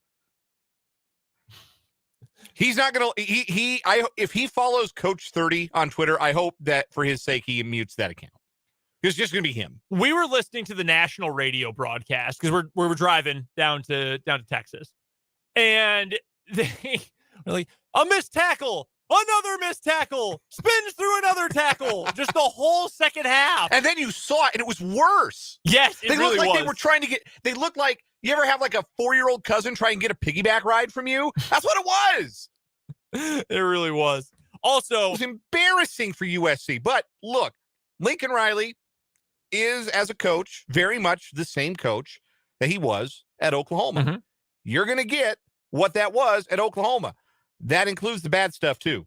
That includes all those defenses that were sieves and didn't show up in big games and weren't tough enough and weren't physical enough. The whole reason Oklahoma's coach is now a former defensive coordinator. Like, that's what USC became. They became one of those Oklahoma teams. Scored a bunch, looked really good doing it. When the going got tough, they shriveled up. Folded like a cheap chair. And also, part of that is who you hire as your assistants. Like, dude, if you're still hiring Alex Grinch, you clearly don't care. Like, you don't really care about that. Other notes from the weekend that we should definitely get to. All the Power 5 games except the Big 12 were blowouts. Utah blows out USC. Georgia hammers LSU. They are just messing around with LSU. They could have won by a lot more if they had wanted to. They've played with their food all year because they just have more dudes, better talent, more physicality. Jalen Carter picked up Jalen Daniels with one arm and held him around the waist and held him off the ground and put his other arm up and held up the number 1 finger like he was about to perform a rock bottom to win at WrestleMania. I mean, it's just different. Like, they're bored. They've hit the bored team territory. They've never been there before. Championship game, they're playing with their food. I don't think we have seen something like that since, and not that this was that long ago, but it doesn't happen often. Like, that's 2019 LSU.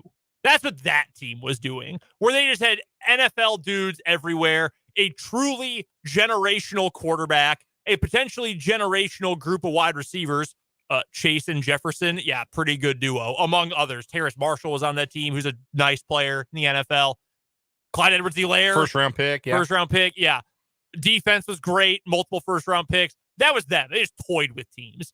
That's what Georgia's doing right now. Like, whatever. We'll hang 50 on LSU like it's no big deal. They're not even an offensive team. Defense is their thing. They are going to walk a mud hole in Ohio State. Oh, yeah. Ohio State's got no prayer. It's different for Ohio State because they backed into the playoff. But like all the people said, I'd rather see Alabama because I know they'd give Georgia a game. I don't want to see TCU. They're going to get stomped. So does every 4 seed, except Alabama and Ohio State that won the Natties in 14 and 17. Every other lower seed gets smoked. Who cares? It's still an accomplishment. Yeah. Loyola lost in the Final Four to Michigan when we were there in 2018. Was that all of a sudden, I wish we hadn't seen Loyola. Give me UCLA. No! That's still an accomplishment. That's not the point. And that Cincinnati last year, the anti-small, they're not even a small school. Cincinnati's a huge school. They were once in a power conference. And there will be again soon. But we don't want to see a G5 team in there. Why? So you can watch a Power 5 team lose by 30 instead? The common theme is that the semifinals have usually been and may continue to be this year pretty gross. I think TCU might have the ability to hang with Michigan. They've got big play guys at wide receiver, a great quarterback in Max Duggan, and they can score. Can they be physical with Michigan in the trenches? Can they win the game if it's played on those terms, as Michigan's really good at dictating terms of the game? Remains to be seen. But for the most part, we get blowouts. And once again, we come to the final week. We come to the dust settling on the college football season, and this has been true more often than it has not since we decided to go away from God's pure light of the BCS. Mm-hmm. We know who the 2 best teams are. Yep. We know who the 2 best teams are. We're fighting over 3 and 4 and how to order them, and 5 and 6 are complaining too. But we know who 1 and 2 are, and we want to see 1 and 2 play for the national championship. So if I've said it once, I've said it 1,000 times, and make this 1,001. The BCS was right all along. That was the right and pure and just way to end a college football season. We'd get Georgia, Michigan. Who wouldn't be amped for that? No, it'd be the best game possible. I came up with this theory the other day, and not that I'm the first one. There should be a playoff if there needs to be a playoff.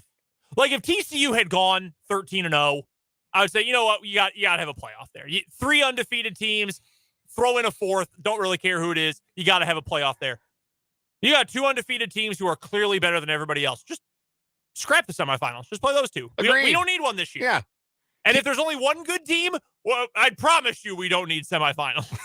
Right. Promise you we don't need those. Which is where we might be at this year. Like Michigan's better than they were last year, but Georgia might be too.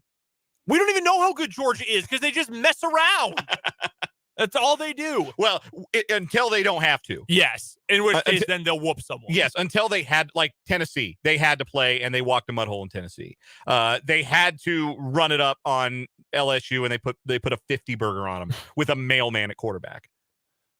Other games from this weekend. Also, I just saw something on Twitter I have to bring up before the hour ends. Michigan stomped Purdue. No one's surprised. They won by 21. Great late game cover by Michigan. Yeah. Tremendous work on the spread. The game within the game offered a lot of drama there in the fourth quarter. Clemson whooped North Carolina. I wish North Carolina had played it close. I guess I'm not surprised. Dabo Swinney cost them a playoff spot by continuing to ride with DJ Uiagalelei. They probably beat South Carolina. They might have gone undefeated if they had just played a better quarterback. Yeah, if they finished 12-1, I think they would absolutely have been in over Ohio State. No question. I have to get to this. The transfer portal opened today, right? In college football. There were 700 new players in the portal by 10:30 this morning, Central Time. A lot of players in, a lot of big-name players in. Well, I have found for us the greatest confluence of the NIL era and the transfer portal era hitting at the same time. Do you know who Jonathan Brooks is? I do not. Backup running back for Texas. He's the one who had over 100 yards against KU when Bijan had over 200. Okay, yeah. RB3 behind him and Roschon Johnson. Johnson, yes. Jonathan Brooks just posted a graphic on Twitter. I want to begin by saying how much I love my school and its fans. The last 2 years have been an unforgettable time, and I want to thank all the coaches and staff for helping me grow as a player. I want to thank all my teammates who have also helped me grow as a person and become the best player I can be. This sounds like he's going in the portal, right? Mm-hmm. With that being said, I want to announce, sounds like the portal, that the best place to catch up on the 2023 transfer portal madness is on surlyhorns.com. I'm not in the portal, but lots of other talented guys are.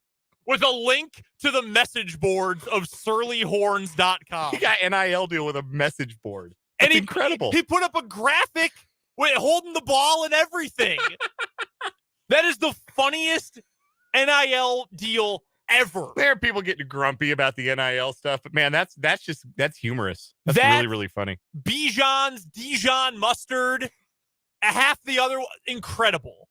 Jared Casey, he went for 2 Applebee. Like, how do you not love that kind of thing? That is hilarious. I had to bring that up. That is the funniest NIL promotion I think I have seen yet.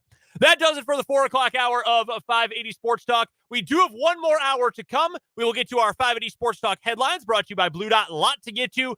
The baseball hot stove. Can we say it's hot? Is it hot now? Is it simmering? Yeah, it's bubbling, baby. All right, it's bubbling. That's where we are. The bubbling stove. We will get to that. Some Baseball Hall of Fame news as well. Also, we got to get to Deion, Coach Prime. He's going to Colorado. What does that mean? And we'll take a look back on the NFL weekend that was. That's all coming up in the 5 o'clock hour right here on 580 Sports Talk.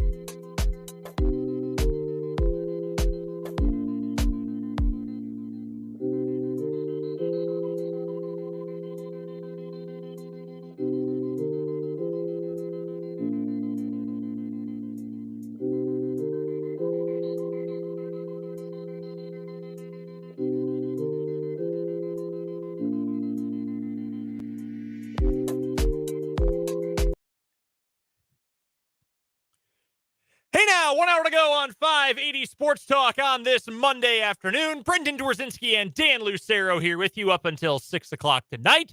Thank you so much for joining us this afternoon. If you've missed any of the show, or if you just want to go back and relive it, well, guess what? You can do that at our website, 580wibw.com. You might be used to our old URL. Well, that one's gone. It's now even easier to find us online, 580wibw.com. To find the podcast version of the show, go right to the middle of the page. It's right in the middle of the header. You'll see a podcasts tab. Just hover your mouse over that. A menu will pop up. Click on 580 Sports Talk, and that is where you will find the hour-by-hour breakdown of the show. Plenty else that you can take a look at over at 580wibw.com as well. We've got briefs up about KU going to the Liberty Bowl, K-State going to the Sugar Bowl. We've got our recap, our gamer and post-game audio as well from Chris Kleiman, Deuce Vaughn, and Deuce Green. In our game recap, that can all be found over at 580wibw.com. You can also check in on our picks competition, picks from this past week. Our Sports on 580 picks competition, the results in this week. Dan had another winning week, 2-1. Thank you, Denver Bronco under. Unbelievable how automatic that is. The Broncos under Bank and Trust is the most reliable source of cash on a Sunday, since most banks are not open on that day. It is 6-0 since I started picking it in the picks competition. It's 11-1 on the season. That is unbelievable. But it's going to face its toughest test next week. A ticked off Chiefs team. Yeah. It already went up a point. It opened at 42.5. When I checked earlier today at FanDuel, it was at 43.5. Mm-hmm. Broncos can't score. No. So, like, the implied final score, I think, was something like 26-17 because the Chiefs opened as 8.5-point favorites. Mm-hmm. So the implied final score was something in the neighborhood of 26-17. The Broncos can't score 17 points, as is, I think that's by law. They're not allowed. Yeah. So it's going to be put to the test. I think it's got some juice, though. I don't know if Vegas can't believe the Broncos offense is that bad, or if they don't believe the Broncos defense is actually good. I don't know what it is. I'm not complaining. I'm just shrugging my shoulders all the way to the window at the Broncos under Bank and Trust. Yeah, keep getting that money. I, meanwhile, not that it's a big deal, have gone 3-0 2 weeks in a row. Not a big deal. I want to make that clear. Not a huge deal that I have gone an undefeated perfect 6-0 over the last 2 weeks and have launched past Fulton into second place all on my own.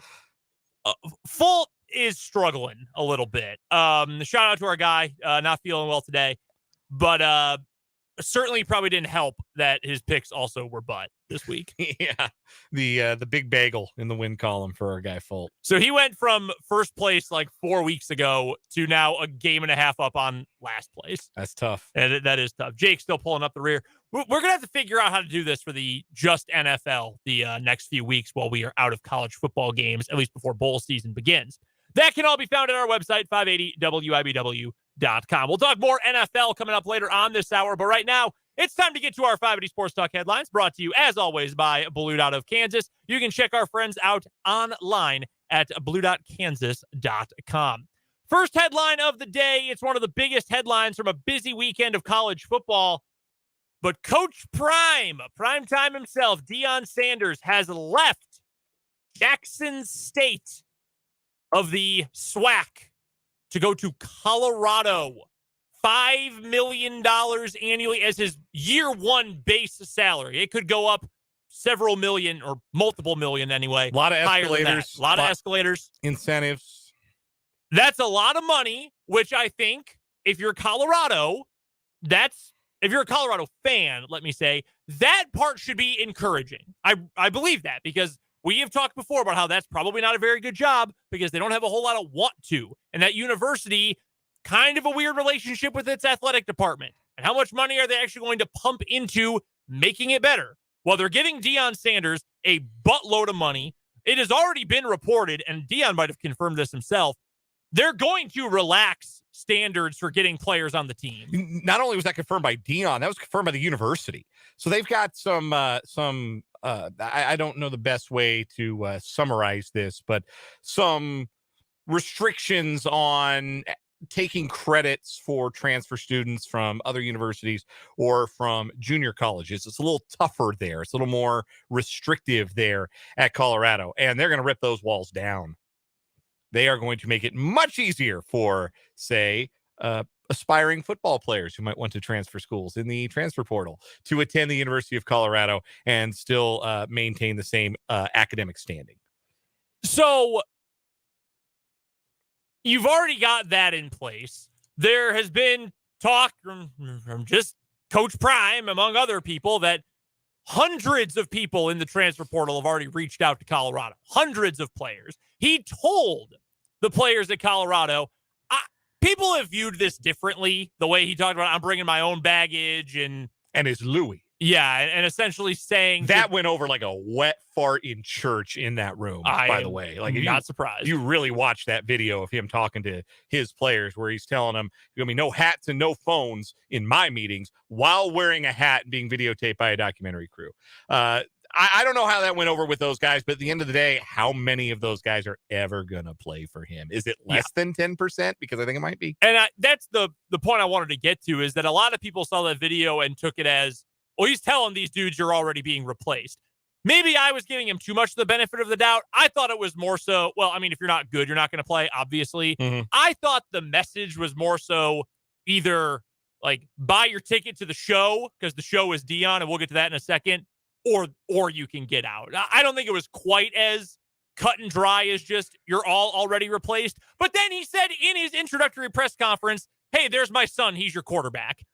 Like, it's surreal. And if you're a Colorado fan, and I know you have a unique perspective on this, being from the state, having a ton of friends who are fans or alums, even though you are not one yourself, I would think you should be excited because this has brought you back to relevancy where you haven't been in quite literally decades at this point.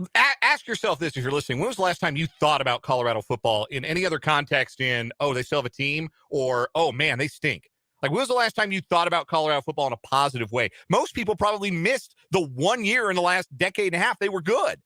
Yeah, the Alamo Bowl in 2016. Yes, when they went to the conference championship, it got plowed by Washington. They went 10-4 that year under Mike McIntyre, and then 2 years later, McIntyre was gone.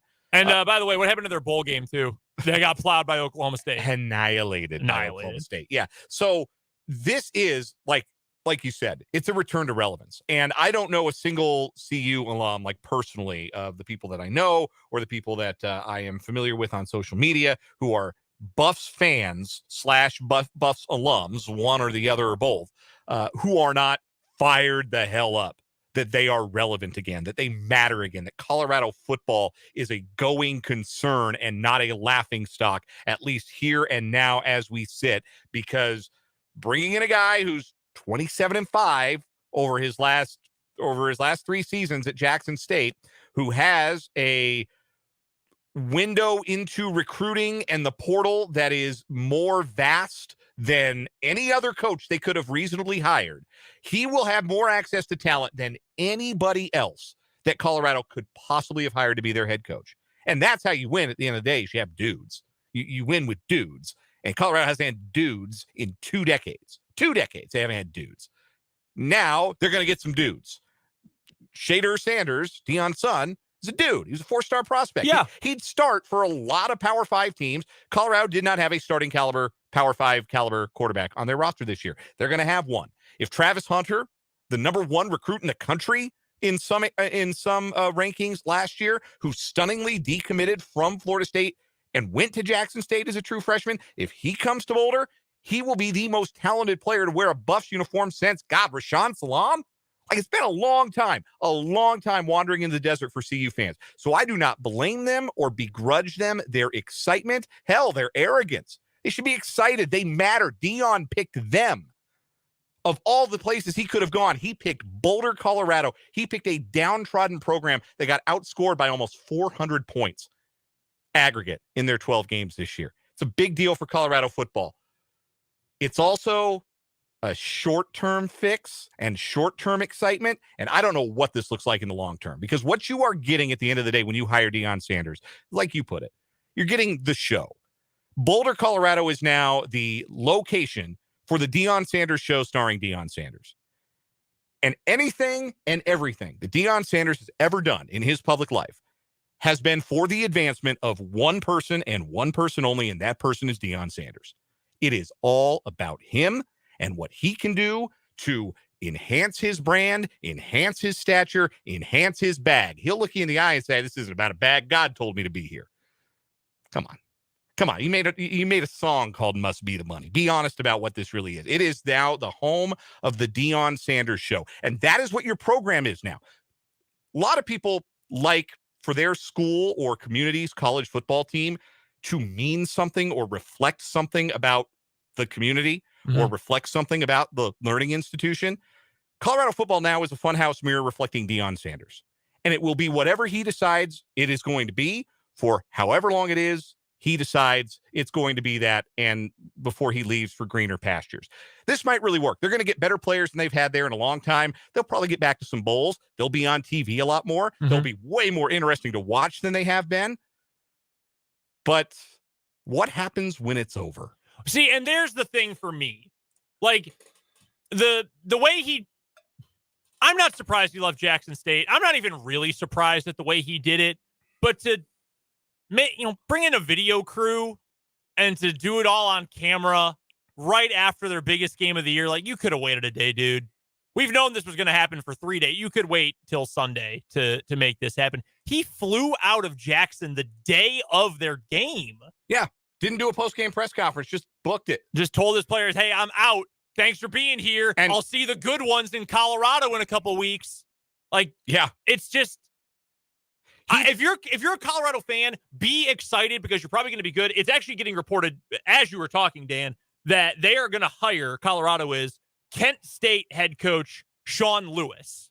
And if you don't know who Sean Lewis is, I will tell you this. If you Google his name, the first YouTube video that comes up is called Kent State Has the Best Offense You've Never Seen. He is a rising star in college football. Like, they're going to win. Not maybe a ton, but they're going to win a lot more, and they're going to be better. They're going to be relevant. So enjoy it while it lasts, because when UCLA or an SEC job or Florida State, something like that, when that opens up, it's going to be over. So just enjoy it while it lasts. Yeah, it'll be fascinating. And I think the other big question the two biggest questions, I think, that need answers that are going to determine how this all goes in the end. Because, again, Deion has access to talent. Deion has access to the ear of a lot of really influential people in college football or amateur football who will direct their kids to go and play for him. Number one, how does the community respond to this? How does Boulder respond to being the Deion Sanders Show? Because, as you mentioned, it's a complicated relationship between the city of Boulder and the University of Colorado and their football team. And you can go look back when they really had it humming in the 90s. There was a lot of Prop 48 kids and a lot of kids who were getting in trouble off campus. It's not the most tolerant environment for stuff like that up there in Boulder. It's a very not diverse city. I'll just lay it out on the table. It's not a very diverse city. It's not going to be a very diverse locker room, I don't think, and not in the same direction that Boulder is not a diverse city. How does the community respond to that? Because if you want to do like NIL stuff big, if you want to do, if you want to bring kids on campus and say, this is where you need to be, this is where you should spend your next 3, 4, 5 years, the community is a big part of that. You got to have local buy-in. You have to have that local buy-in. What is that going to look like? And then the other thing is, what happens when they lose? Like, what happens? Because Deion won at Jackson State because he out-talented everybody, right? They went 27-5 because they had SEC talent playing in the SWAC. Any level of SEC talent playing in the SWAC. That's good enough to win you a whole bunch of games. Go 27-5 over the course of 32 games.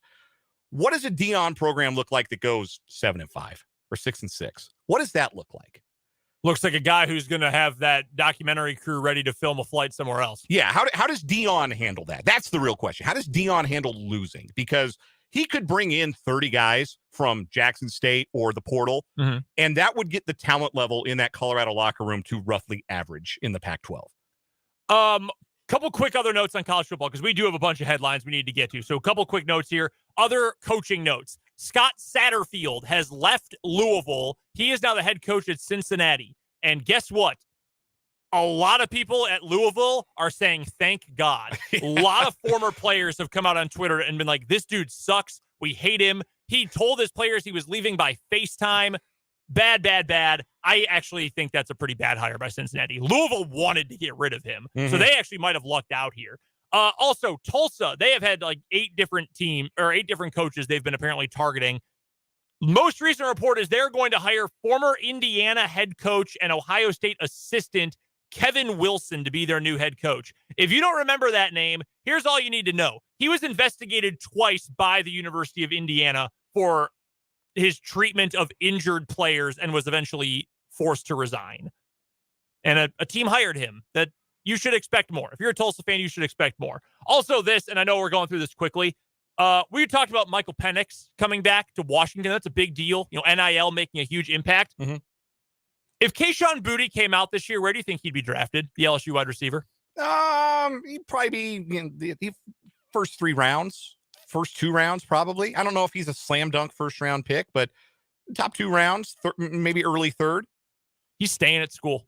He at one point was considered one of the 2 or 3 best receivers in this class. Yeah, he never had like the big breakout year that I think a lot of people forecast for him. I think a lot of people thought he was quitting on the year because he was going to get ready for the draft, and he was quiet quitting the LSU football team. No, he's going to get that Raising Cane's bag and go back for another year. That's wild. College football world today has been crazy. What do you have for us? Let's talk a little baseball on the Blue Dot of Kansas headlines, because the hot stove is a sizzling. 3 big signings to tell you about. One of them broke while you and I, Brendan, were in the car headed to Jacob deGrom's new home, Arlington, Texas. The star Mets right-handed hurler agreed to a 5-year deal with the Texas Rangers on Friday night that will pay him $185 million for the next 5 years, including 40+ million, not this next season, but in the 2024 and 2025 seasons. Jacob deGrom is one of the very best pitchers of his era. That is unquestioned. He has 2 Cy Youngs and a Rookie of the Year on his resume. He hasn't thrown 100 innings in a season since 2019. He is 34 years old, and those guys don't get healthier. There is a decent chance he never throws more than like 120 innings in a season for the Texas Rangers. It is a big gamble, but for however many innings they have him on the mound, even if it's only 64 1/3, like the Mets only got him for this past season, he will absolutely be one of the best pitchers in baseball. The New York Mets responded to the loss of deGrom by signing Justin Verlander to a 2-year contract today. The ageless right-hander comes over from Houston, where he won yet another American League Cy Young Award this past season. It's a 2-year deal worth something like $86 million, I believe, and he'll pair nicely with fellow veteran Max Scherzer at the top of that Mets rotation. Here's a brain teaser for you. Who throws more innings over the life of their deal? Verlander the next 2 years in New York, or deGrom the next 5 in Texas? I think I might lean Verlander, honestly. Yeah, it probably is Verlander. The other version of that question, which I was going to propose to you, which contract would you rather have? Justin Verlander, 2 for 86, or Jacob deGrom, 5 for 185? Oh, definitely the shorter term deal. I think so too. Yeah, the shorter term deal, and the guy who's proven that he can be durable even coming off of injury. Like Verlander had Tommy John, and he came off of that and he won a Cy Young. Jacob deGrom is awesome, but he has thrown over the last 3 seasons a total of 224 innings. So it's a big gamble. But again, Texas needed pitching. Outside of Martin Perez and the oft-injured John Gray, they had nothing on the mound last year. They needed a pitcher. They took the big swing at deGrom, and hey, I'd rather him have the money than that owner. One big position player signing to tell you about, Trey Turner, former Los Angeles Dodger and Washington National shortstop. He's headed to the defending National League champions, an 11-year deal worth north of $300 million for Trey Turner, who is awesome, one of the fastest players in baseball. He reunites with Bryce Harper. The 2 of them used to be teammates there in Washington. Turner, this past season, hit .298 with 21 home runs, 100 runs batted in. He has led the league in stolen bases twice. He has led the league in hits and won a batting title once. That was back in 2021. And he is a very, very rich man. That should start the ball rolling on position player signings on this hot stove. I know that it's the going rate. I get it. Do you really want to have a 40-year-old shortstop on your roster? Trey Turner is 29. Listen, that's the deal with anytime you sign a player about to enter his 30s, you are going to have to overpay for some years where he's not going to be the guy you're paying for. That's just part of doing business. And if you're not committed to those years, you're not going to get the player. If you're too worried about what he's going to be when he's 40, you're never going to get him when he's 30. And sometimes that goes really well, and sometimes you're Albert Pujols in the Los Angeles Angels, and it doesn't go super great. One other baseball note, the Hall of Fame's committee met over the weekend to determine the Hall of Fame fates of a list of players from what is considered the modern era. Fred McGriff, unanimously by the 16-member panel, voted into the Hall of Fame. The Crime Dog played 19 years in the major leagues, had a lifetime on-base plus slugging of .886, slammed 493 homers, led the American League in homers in 89 and the National League in homers in 92, was a 5-time All-Star, drove in over 1,500 runs, consistent excellence over the course of his career, and most importantly for him, in contrast to a lot of the other guys on that modern baseball ballot, free of any sort of steroid allegation over the course of his career. That's why he got 16 votes, and Barry Bonds and Roger Clemens, also on the ballot, didn't come close.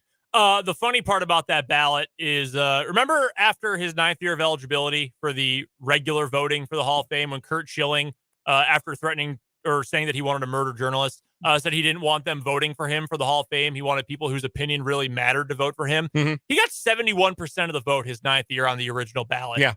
He got under 42% from the players. Yeah, that's what they think of you, idiot. Yeah, more of the writers thought he was Hall of Fame worthy than the players did. So he overplayed his hand there a little bit. It was 16 out of 16 votes for Fred McGriff. Don Mattingly got 8 votes. Curt Schilling with 7, and 6 votes for Dale Murphy, who honestly, I think Dale Murphy's a Hall of Famer. Back-to-back MVPs. Yeah, he might have been the best player of the 80s. Why isn't he in the Hall of Fame yet? Also, awesome guy. Also about Fred McGriff, here's the other reason he got in. Did any of those other guys endorse a Tom Amansky defensive drills video? No. Everybody made the same exact joke on Twitter, so this is not mine, but he should absolutely go into the Hall of Fame with the Tom Amansky back-to-back AAU champs hat on his plaque. He played for a bunch of teams. Can you name all the teams that Fred McGriff played for in his career? Braves. Yes. Cubs. Yes. They're late. Yes. Oh man. There are 4 others. 4 others. Oh dear.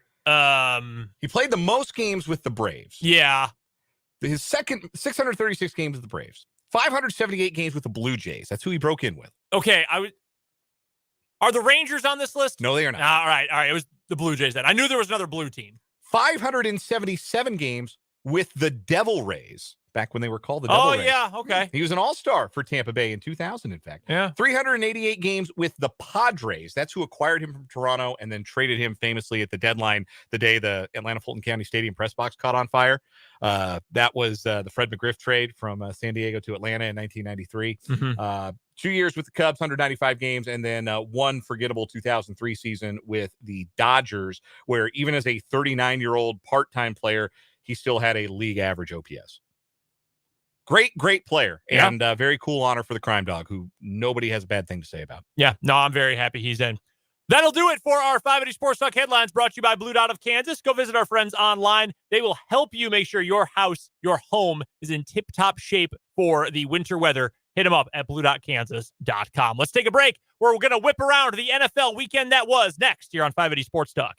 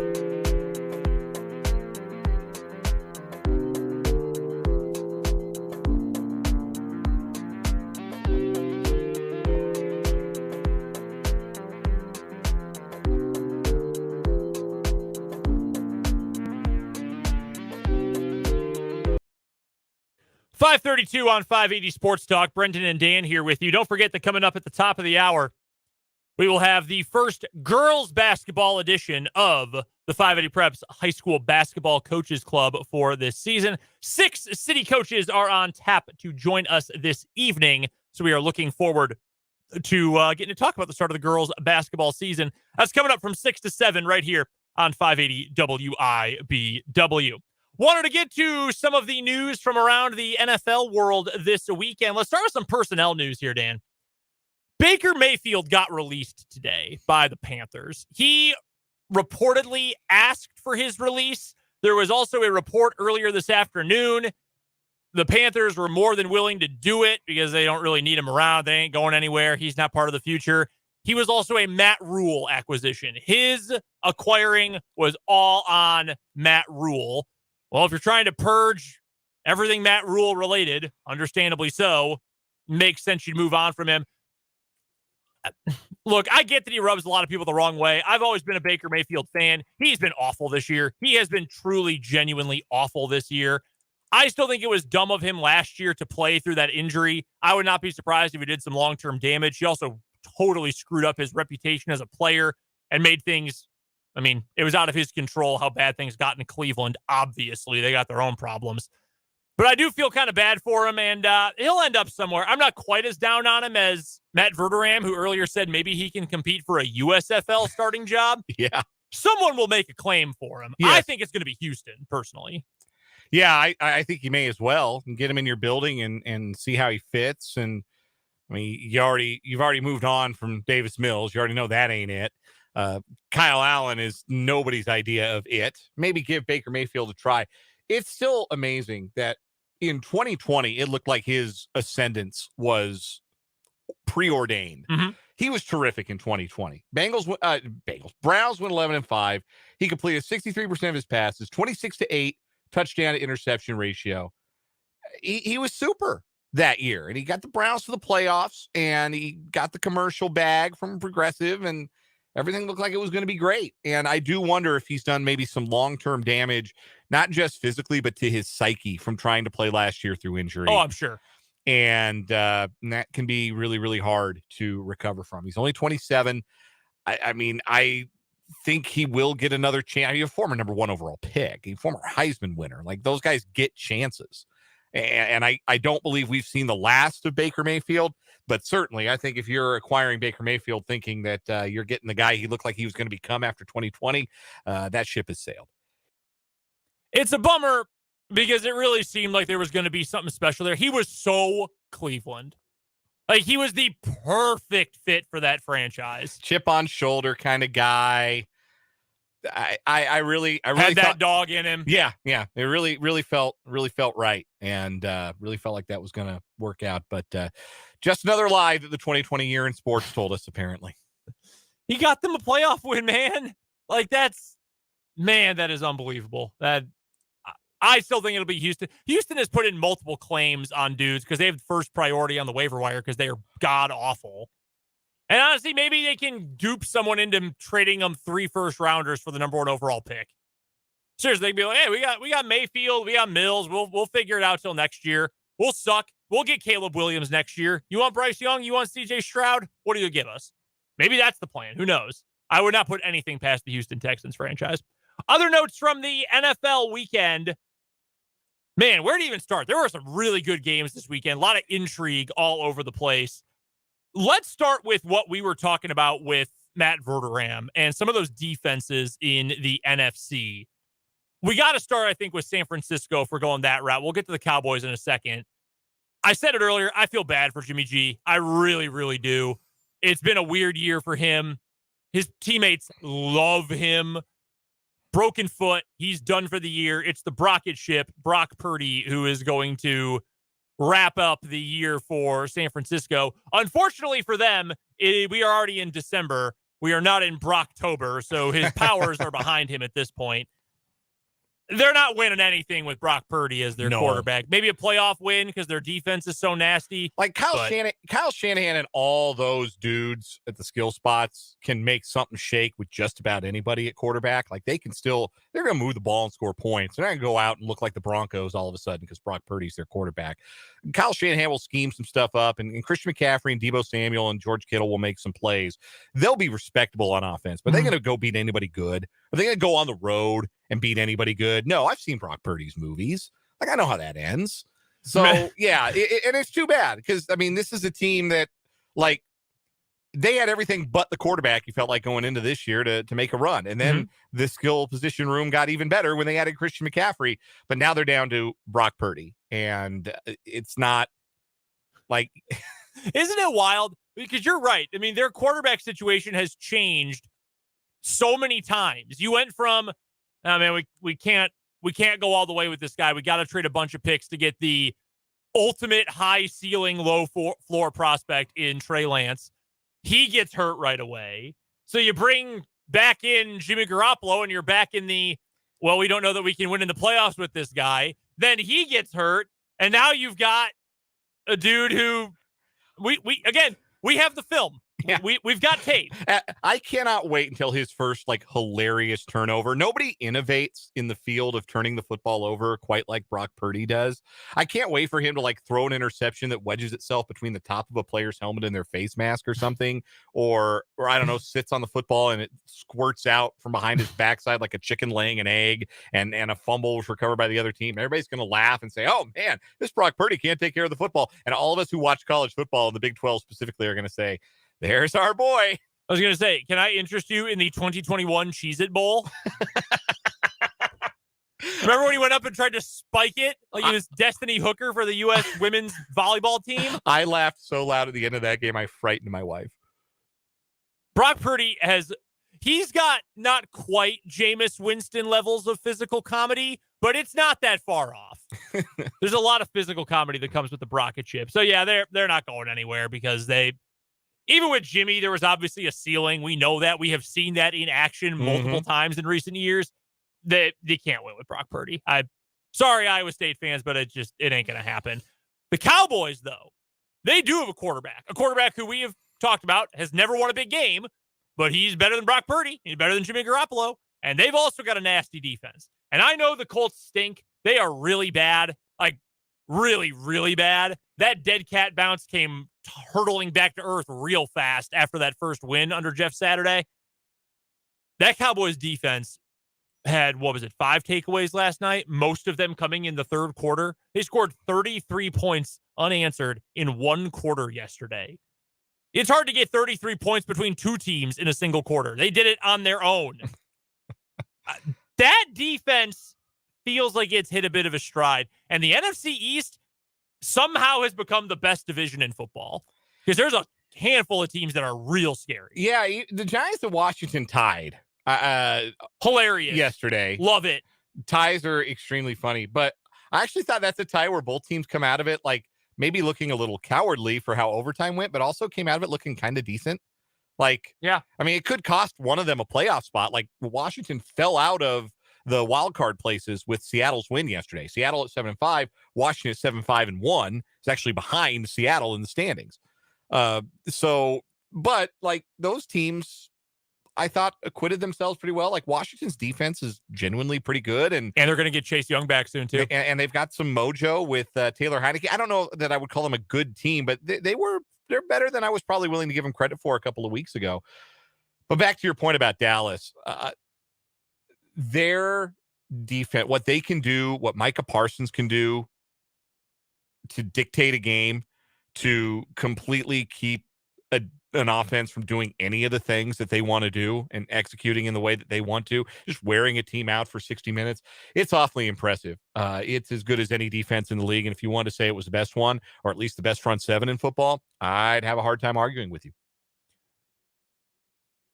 I think, that tie was hilarious. It had so many different funny elements to it.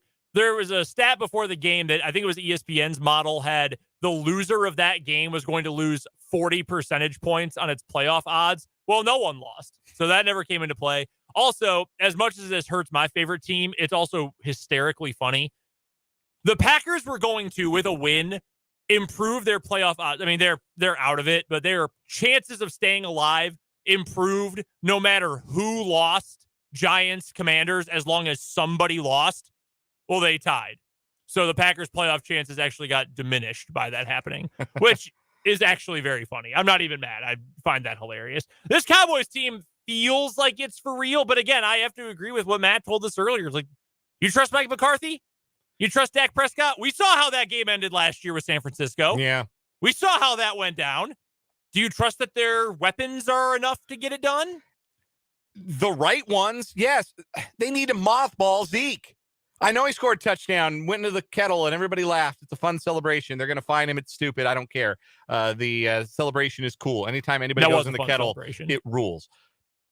Like, Tony Pollard is so much better.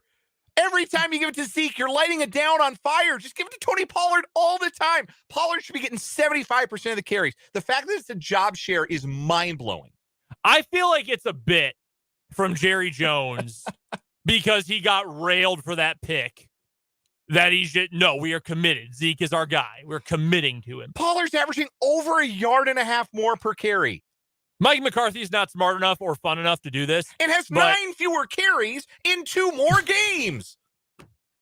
That is unbelievable. They should go split backs on the goal line.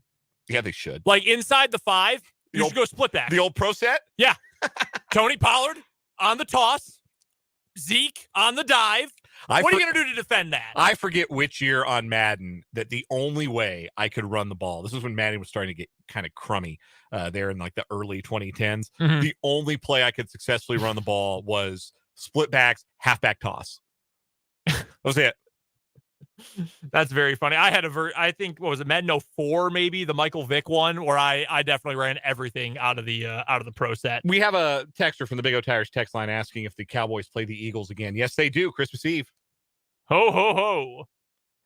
I feel like if you're the Cowboys, you have to feel like you have an edge, right? The Santa thing, although it's not in Philly. Yeah, it is in Dallas. Like, not good memories for Philly on Christmas. No.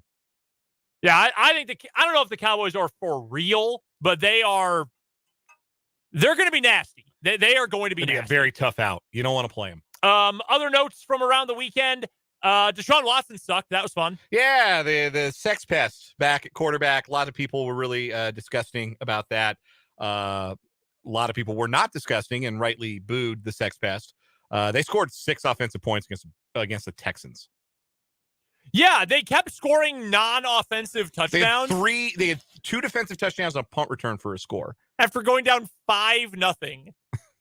What a terrible game. That's a game you should have just canceled. Yeah, no kidding. No one needs to watch this game. Absolutely nobody. No, I'm glad the nasty man played poorly. I hope he continues to play poorly. I hope he's slow to get up after every hit. Any other NFL notes for you? I will say that the Jets under Mike White continue to impress me, even though they did not beat the Vikings. Look like the Vikings were going to run away with that game, and Jets put together a drive. Mike White scored a rushing touchdown, 4th and goal, and they had 2 looks at it, and just couldn't find that final score to pull ahead. Another 1-score win for the 10-2 Vikings, who nobody believes in. You know, it's a really funny thing, actually, when you think about it. Like, Cincinnati is winning all their big games by 1 score. And when we talk about Cincinnati, we talk about man toughness, grit, just making the right plays. They don't beat themselves. We do not extend the same grace to the Minnesota Vikings. And I think the primary difference is we know Joe Burrow is good, and we don't think Kirk Cousins is good. Like, and really, they've been there. Yeah, that's the perception. That's how the perception of those 2 teams is colored, because they win in very similar ways. Like, Cincinnati's winning a lot of close games, particularly against the good teams that they play. I would have to say the Jets and the Commanders are about the same team this year, right? Yeah, like, the Commanders are a little bit better offensively. The Jets are a little better defensively. But, like, Heineke and Mike White are the same dude. Backup quarterbacks. The team loves them. Their extremely unlikable starting quarterbacks got benched, and the teams rallied around them. Yeah. I think those 2 teams are very similar. I would like to see both in the playoffs, if for no other reason, it's like fighting a wounded animal. Like, they got nothing to lose. They might do something real dumb. I might get to wager against Mike White and Taylor Heineke in playoff games on the road. Hey, Taylor Heineke once covered against Tom Brady. People forget that. We've got to take a break. We'll look ahead to Monday Night Football after this on 580 Sports Talk.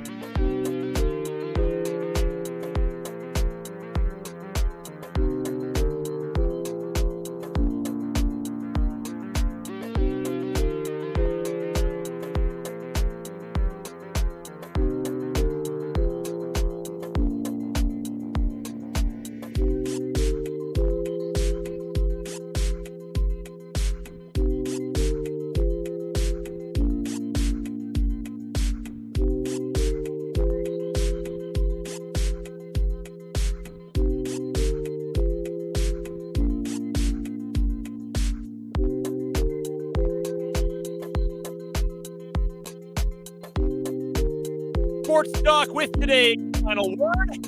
And take us home. Final word for me. I could have saved you a lot of stress and a lot of time on your Saturday if you'd simply listened to my extremely accurate prediction for the Big 12 championship game on Friday's edition of 580 Sports Talk. I told you the Cats were going to win 31-28 on a field goal by Ty Zentner, and lo and behold, that's exactly what happened. That's the last time I'll pat myself on the back, but you got to admit, that's pretty impressive.